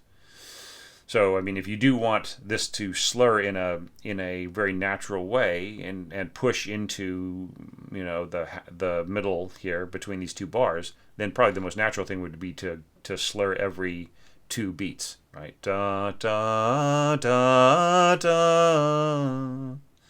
Maybe you could go like up, down, right? So that would be one way of making this a lot smoother and a lot more natural. And as for the wind parts, you could just slur over the top of all of them. Just make it one long. Maybe this could be a tie. This function here could be a tie, and then you could just slur across, right? That would be one way of dealing with it. All right. But yeah, like the whole idea of swapping the positions of some of these functions, I'm not a huge fan of, because Beethoven did them for a reason. He has these C's right here. These repeated C's are below the melody for a reason, right? When you put them above the melody, then it really throws off the way that the melodic curve works, right? And then we lose support in the middle of the sound picture, right? So there are reasons for things being in the place where they are. Now, the biggest problem that you've got here is the second flute part, right? So Eric, maybe you might be a little new to these challenges, but one problem that my participants have made over and over again, even in some great orchestrations, this is not me picking on you. This is me wanting you to be the best orchestrator you can be, right? But scoring a very low flute part like this, doubling the first violins, it is just wasting the player's time, because it contributes almost nothing, because this is the softest register of the flute. Even with everybody really trying to balance and so on, there would barely be any contribution to the picture. Whereas if this were played on clarinet, you immediately get a big, beautiful sound down there that fills in the second violins in a gorgeous way, right? So really try not to score so much low flute in exposed places, or in places where it bears an enormous amount of responsibility and just gets swallowed. Like, for instance, here, the low flute is fine because you have got, you've got the parts sort of working together. But I'm still not convinced, because here you've got the oboe going higher than the flute, and higher and higher, right? Whereas, like, these parts here would sound great on first clarinet and change this to second clarinet, right? Or just swap these, just have this be oboe and this be flute, right? So just trying to keep the flute part up a little bit, right? And then the players, if these are all single parts, like just first players of each pair of winds, then they can control within themselves to make sure that the flute doesn't get overwhelmed, right? But in the position that you've got it here under the oboe, it's just going to get swallowed up. Right? So just really be careful about your low flute scoring. Now, there are just there's so much of a lack of consistency in the slurring that it makes me wonder whether or not you would want to go slurring this, like da da. I mean, I actually really love the way that this sort of falls through the winds. You certainly check the boxes on like contrast with the theme. Overall, because of the doubling, the flute has not emerged as a solo voice in any way. So like right here, it would be great. I would actually mark it up. Just like have this section come in at like maybe mezzo forte or mezzo piano. Just a little brighter, a little bit more intense. And don't forget to mark this leggermente here too, right? I mean, the flute deserves it, right? So new dynamic marking, and the leggermente should start with each group, right? Okay. Anyway, so would you want to go ta ta ta ta ta, or da ta, da ba boom boom? I just really love the way that this works. This is great. The clarinets, and then flute, oboe, bassoons. So it just really a lovely way of organizing this. This should be here, right? Not way over here. Same thing here, right? Shouldn't that be there? And this be there? Right, your entrances should be marked a little bit better, right? I mean, when you think about it, like, let's go to the parts, right? Say, let's go to our oboe parts, all right? So you got this marking here, and you got the oboe entrance here. This is what it would look like in the part, right? And then here, this leggermente is sort of sticking out and it's like not really under the staff. So just, that's why you should try to get this in the score as much as possible. Putting this over here and putting the dynamic marking there, right? Okay, so I have got zero problems with this. I think it's fine, but I just think you need some dynamic markings, and they should just mark it up a little bit, right? And then this is nicely done. It's basically a transcription of the next part, but what we're missing here is a crescendo, right? Da da da da da da da da da da da da da da bum bum bum. Here, like you are just suddenly springing the forte on us, so it's a reversal of what Beethoven intended, right? So I think that just maybe a crescendo going into this, like Beethoven asks. Beethoven asks for a crescendo from here, right? So I would just like define what dynamic you want to start at, piano, mezzo piano, whatever. Give us give us one of these, right? And then, I think that this doesn't come out so startlingly. Also, you have to decide whether or not you really want to go, down, up, down, up, down, up, down, up, down, up, down, up. You really want that, Do you really want that, or do you want more slurred, like up, down, up, right? So I think that works better. And then also, why are we doing this thing where the first violins start, and then the second violins start, and then the violas join in too, and they're all playing exactly the same part? And then, suddenly, this jumps up an octave higher. What if the second violin had the first violin's part, and the first violin was an octave higher? Now then, right, then you have this line just fulfilling itself, coming right off of there. Now, maybe you think, oh, well, I really want this to be startling, so your suggestion about putting in dynamic, like putting in a hairpin and stuff, it's just like it's not exactly what I wanted, Thomas. Okay, so fair enough. But I just feel like if you want that smooth edge, really sets up this tutti right in here, right? Now, and then, do these slurs, I think I might have asked this question already, do these slurs represent just you dropping the slurs from the piano part onto the transcription? Or is this really what you want?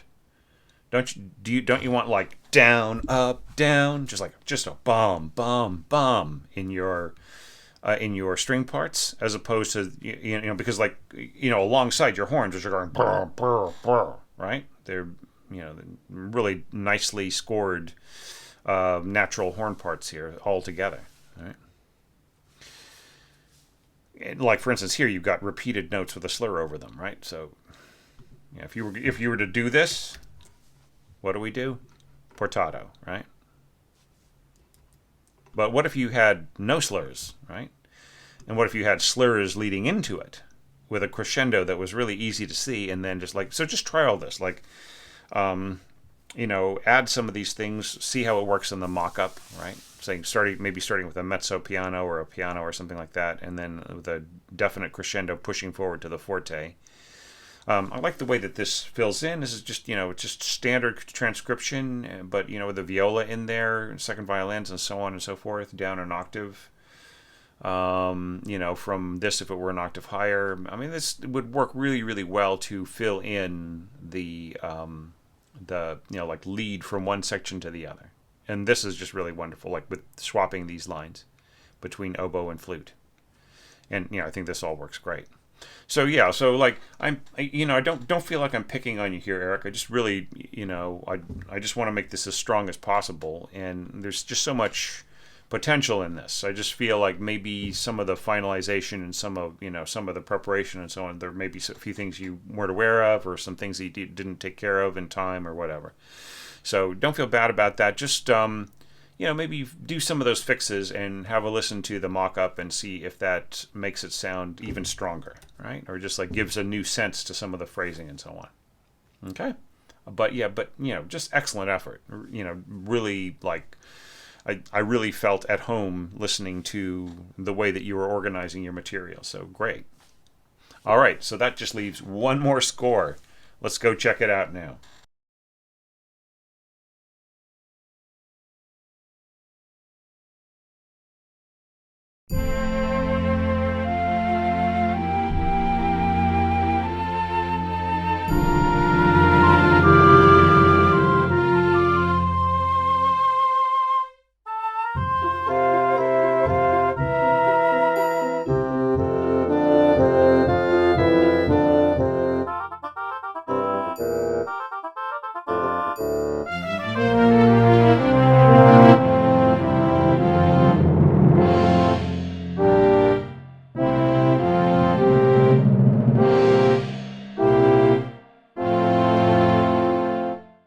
That is just so offbeat and so cool, Wouter.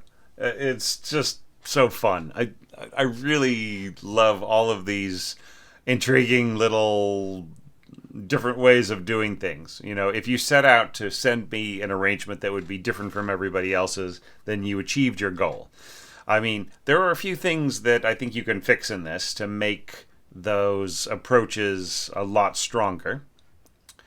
But let's talk about those as we go, right? There's a few little uh, notation things that I think will make your score stronger. First of all, here we've got this roll in the timpani, which is a triple beam roll or a triple beam tremolo. At this slow tempo, it should be a quadruple beam, right? So I would say like anything 60 and below, you should go to a quadruple beam, right? Just because, especially with your, I mean, just logistically speaking, in terms of the player, that makes more sense. But also in terms of your mock-up, like you can probably hear the individual notes of this roll, right? Which in a real timpani roll, you would not be able to determine. You just hear this, you hear this. I mean, a roll, you could hear a real roll, right? Now, of course, this is all fine because here we're up to 100. So, like this triple beam roll right here, that's all perfectly fine. That works great. Okay, and now about this very kind of trendy marking. Just tell us how long you want the triangle to last, and then just mark that, right? So I would say, at this tempo, the most you're going to get out of it, it will be like a half note, right? Maybe give us a half note, and if you really want things to hang past that, then have an incomplete tie. As far as the bass drum is concerned, just give us a quarter note, right? That is going to be exactly what you get. What you get here is, I think here you're saying like, oh, but I want them to hit it and then just let it sort of hang in the air. Well, like, no bass drum player is going to want to do that, especially not playing along with pizzicato and the double basses, right? They just want to thump and they want to control it. Right? Don't put this stuff on there, right? Now, see, I'm surprised that you didn't go tish with the incomplete tie here. But once again, if you did that, I would be telling you, hey, make this whatever length you want it to be, rather than just doing that. And the same thing is true here. Like, if you just want this to be half the bar, then just give us half the bar. Just tell us how long it is. Just really try to avoid this incomplete tie thing, unless you're really working with instruments and you have a specific subtle thing in mind that can only be expressed that way. Okay? All right. So now, let's go to the whole question of, intro setting the mood effectively. Well, seeing as how quirky things become from this point on, how, what's the right, I think quirky is the wrong word.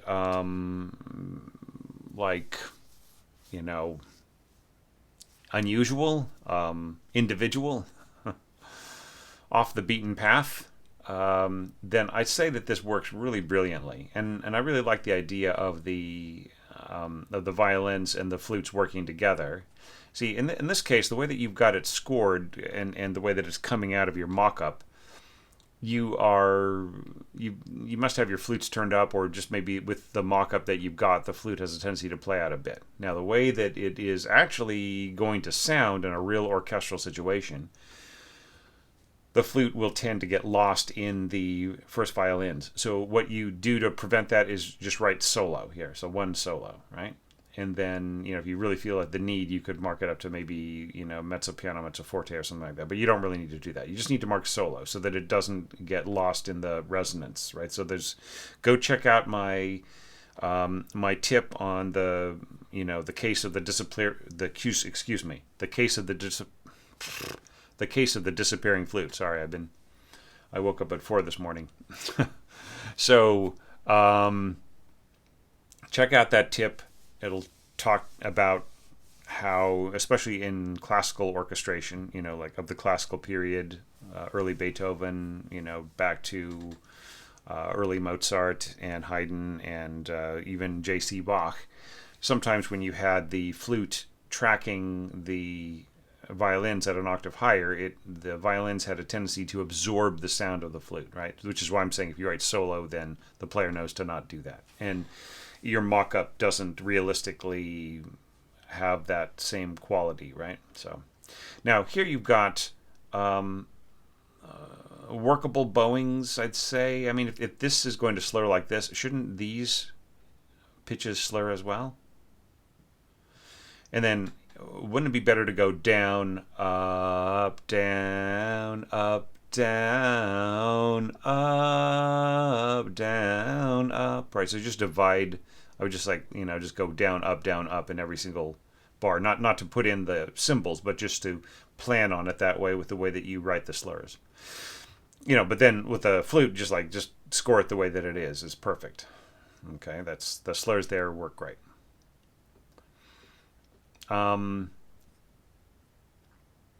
Yeah, there was this one other issue. Yeah, and that is that maybe in the piano score, the F, the pitch of F underneath the melody, is only an eighth rest long, or excuse me, it's only an eighth note long. But then Beethoven doesn't say to rest afterwards, does he? In the performance, did you hear Spencer Myer letting go of the F? No, of course not. He holds it, right? So if he holds it, then so should you, right? So all of these pitches should be held into the fermata and continued on till everything has ended. And I would say the same thing is true. See here you've got these Fs held on by your lower strings. There's absolutely no need for these pitches to let go either. They should be quarter notes fermata, right? Quarter notes fermata. Just try that. Make an extra file, right? And just put all my suggestions in it and see how that works. Put the quadruple beam tremolo here. Just make these full bar, half notes and so on for the triangle strokes, and just a single, a quarter note for the drums and so on. But the main thing is just to make these into regular fermata quarter notes on all these eighth notes, and just see how well it supports this beautiful melody in here. And then I would say that the introduction really does set the mood effectively for the next 12 bars. So now let's go to the next issue. Does the melody start with elegance? I mean, yeah, it does. Da, bum. So these repeated C's, they could be played with portato, right?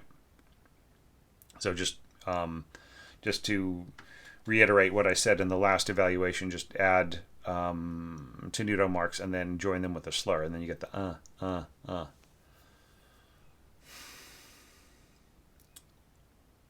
So if I was going to have the second voice come in here on the second beat, I would definitely have second voice rests below,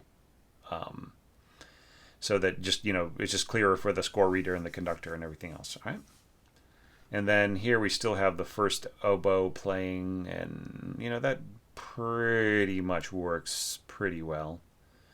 I almost feel like these repeated C's and then the E could be played by clarinet maybe, or it's just some interim kind of instrument rather than just giving so much responsibility to the flute in lower pitches. It just really easily gets eaten up, and you can hear that, right? And same thing here. You've got a very prominent bassoon sound. It's far louder than it would be in real life, right? And of course, the bassoon sounds extremely exposed because of all the pizzicato that the string section is playing, right? So you have this really exposed, very kind of honky sort of chamber sound coming from your bassoon. along with these other winds, and then the pizzicato around them. So it's not really a fair picture of how this would sound in real life, right? And it gets more intense going on this way. But all of that aside, I would say, is there a natural flow to the accompaniment? Yes, there is. Okay. Is there elegance in the beginning of it and the way that this is scored? Yes, it's beautiful. Right? And I really love the transition downward to the idea of this transition downward to the lower string, the lower wind chorale. Now I'm not sure if note performer is an option for you, but if it is, then you should get, if it, I don't know if this is Finale or Dorico or whatever, but both of those applications now are note performer compatible. So I think that would end up sounding way better with those sounds.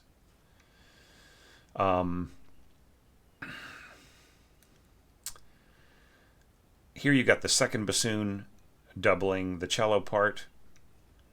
Okay, and then here you go to these octaves here, and I feel that the sound picture just gets really crowded right in here. I think that this could be heavily rescored to better represent, to have even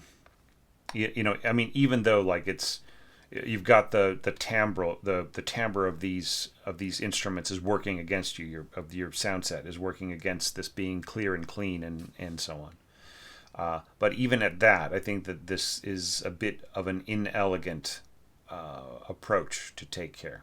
All right. So there's a way of doing this. I don't want to get into it. There's, I think you could bring in the pitches that harmonize more than just playing, just having this all be octaves, right? So for instance, here, the clarinets are transposing, right? So these are D octaves, and then you've got a D in the bassoon. So you might think, well, all of these octaves line up, but just what it creates against these repeated Fs is just kind of chaos, because there's no support on the inside, right? The Beethoven is he's harmonizing at the 10th, right? So when you bring all of these pitches closer together, you create the need for that harmony to be stronger. So this pitch right in here shouldn't be a D, it should be a B flat. This should be an A, right?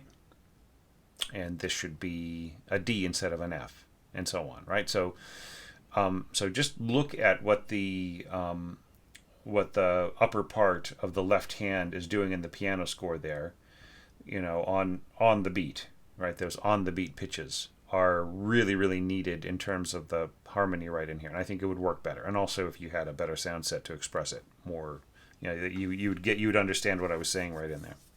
You probably do already. Okay, so so that is, to avoid clogging up there, right? That's the main thing. So I'm not sure if this is a natural transition. It's more of a contrived transition, and I don't mean contrived in a bad way. I don't mean that pejoratively. I mean it just it is more like a, rather than a natural outgrowth, it is more of a clever jump, right, way down there. So yeah, so it is just a judgment call. But it's not intended to be a negative characterization at all. All right, so going to the next part, contrast with theme, right? I like the little articulation pattern that you've got here. Da da da da da da, right? Da da da da da da da, da da da da da da da. And yeah, and in this, the way that this is scored, it's very, very cool. I would give the second part to the clarinet, right? So just have clarinet and oboe working together. You won't get a huge difference in terms of the timbre, but what you will get is you will avoid pushing the second oboe too low and being too sort of possibly honky, say if this is played perhaps with a student orchestra or a community orchestra or something like that, right? All right, now this is just really, it's weird how this is offset. I don't know why. I won't bother going into it, but yeah, the harmony in here is kind of an interesting take on it. So you're adding some harmonic support in a very kind of offbeat way. That's all cool with me. It's not exactly pro forma, right? But like I won't make any judgments because you're not intending to really sound period with this. You're just like, you're just creating as different an interpretation as you possibly can, and it is really nicely done, I have to say. And I love the sort of the hoarseness of the bassoon sound that's in your mock-up right here. I think that's very effective. Okay, now right in here we have the correct way of scoring these dynamics. This, all right, everybody take a look at this. This is really what I wanted on some of these scores that I got sent that had a piano crescendo, and then you ended up at piano again. So here, Varta is giving us the destination dynamic, the crescendo from an origin dynamic of piano in all the parts, right? So we know where we're headed, and then here he's got SP subito piano, but you can also go. I actually prefer writing it out piano, so like just write in the piano dynamic and then go sub period p sub. I think is a little bit more universal, especially if you're working, like, once again, who is going to be reading this down the line, possibly a less than professional orchestra. So you just really have to make things as universal as you can. Okay, so but does this succeed? Okay, so just reserving a little bit of complete approval here, and the reason why is that I think you don't need two trumpets here. Okay, and just being aware just how big this sound is going to get with pushing down into this lower register, down to all the way down to the G string with the strings, with the violins. It feels to me like the horn parts are a little too weak, right? And then right in here, the viola and the cellos could use a little bit of thickening from, say, maybe bassoons, clarinets. This could be doubled by maybe pushing into this from the C, from, say, like bass trombone, or maybe second bassoon. This could be first bassoon. This could be one or two clarinets. Do you know what I mean? And then, do you really want to go da da da da da da da da da da da da da da? Really? What if you were to go da da da da da da? Right, because here you have separated notes, and here you have the slur, which seems to just be, with the way that these are separated notes as well. The slur just seems to be a relic of what was in the piano score. So, do we really need that? What if we had a nice smooth descent here, pushing into this crescendo just really effectively, and then separate notes, right? And that really supports dun, dun, dun, dun, dun, dun, dun, dun. You think? Maybe? Try that out. Like, if you are following my advice and having a separate a separate score to sort of add some suggestions to see if they work. It's strange the way your application notation app, your notation application, I said that backwards, has the tremolo marks offset like this. They really should be over the top and not attached to the note head at all.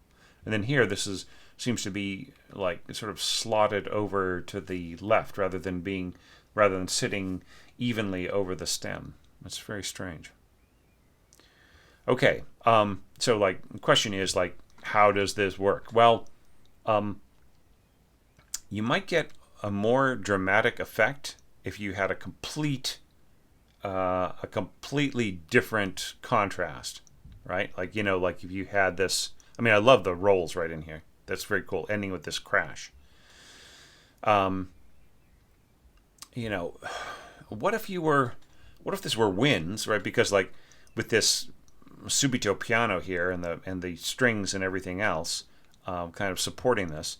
What if this were mostly winds, and then the contrasting thing was just brass without any help from the strings, or maybe this was a pizzicato or something like that. So I feel just because of the intensity and the kind of the lowered down, like the way that you've scored everything so much, within within the scope of the hands of the pianist, rather than stretched out, more as it more normally would be in an orchestration. Because of that lowering of the ceiling of the tone, I feel that like just reusing the same timbres over and over again in all 5 of these bars, I feel it just ends up with a quality of sameness. Do you know what I mean? So, what if this were winds plus strings, alternating with, cut the strings or make them pizzicato, alternating with brass, right? So you got that just real big brass sound alternating, right? But I mean, look, the way that it is, if these are real terrace dynamics, really going from piano to forte to piano to forte, that is also a valid contrast. So anyway, I mean, I like this score. I know I'm picking it to bits, and I did that with a lot of these scores.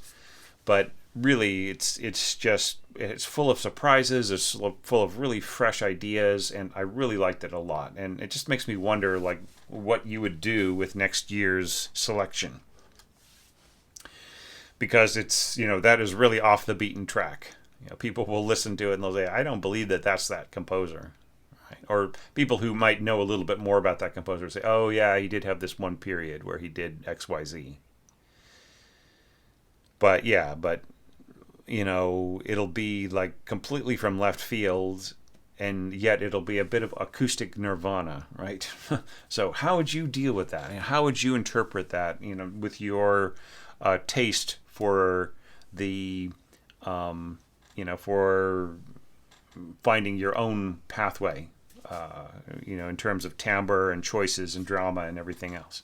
It would be interesting to know. So, I mean, I don't have anything more I could possibly say about this, except to thank you for taking the time to go through all of these notes and everything, and everybody else here, just really taking the time and the energy and the effort and the care and sending them to me and being a part of this and subscribing to the website and everything. I really appreciate it. You guys are great, and I really am thankful for the comments that you've left, and the just even just like being mates on Facebook and everything else. It's really great to hang out in this community with you guys and to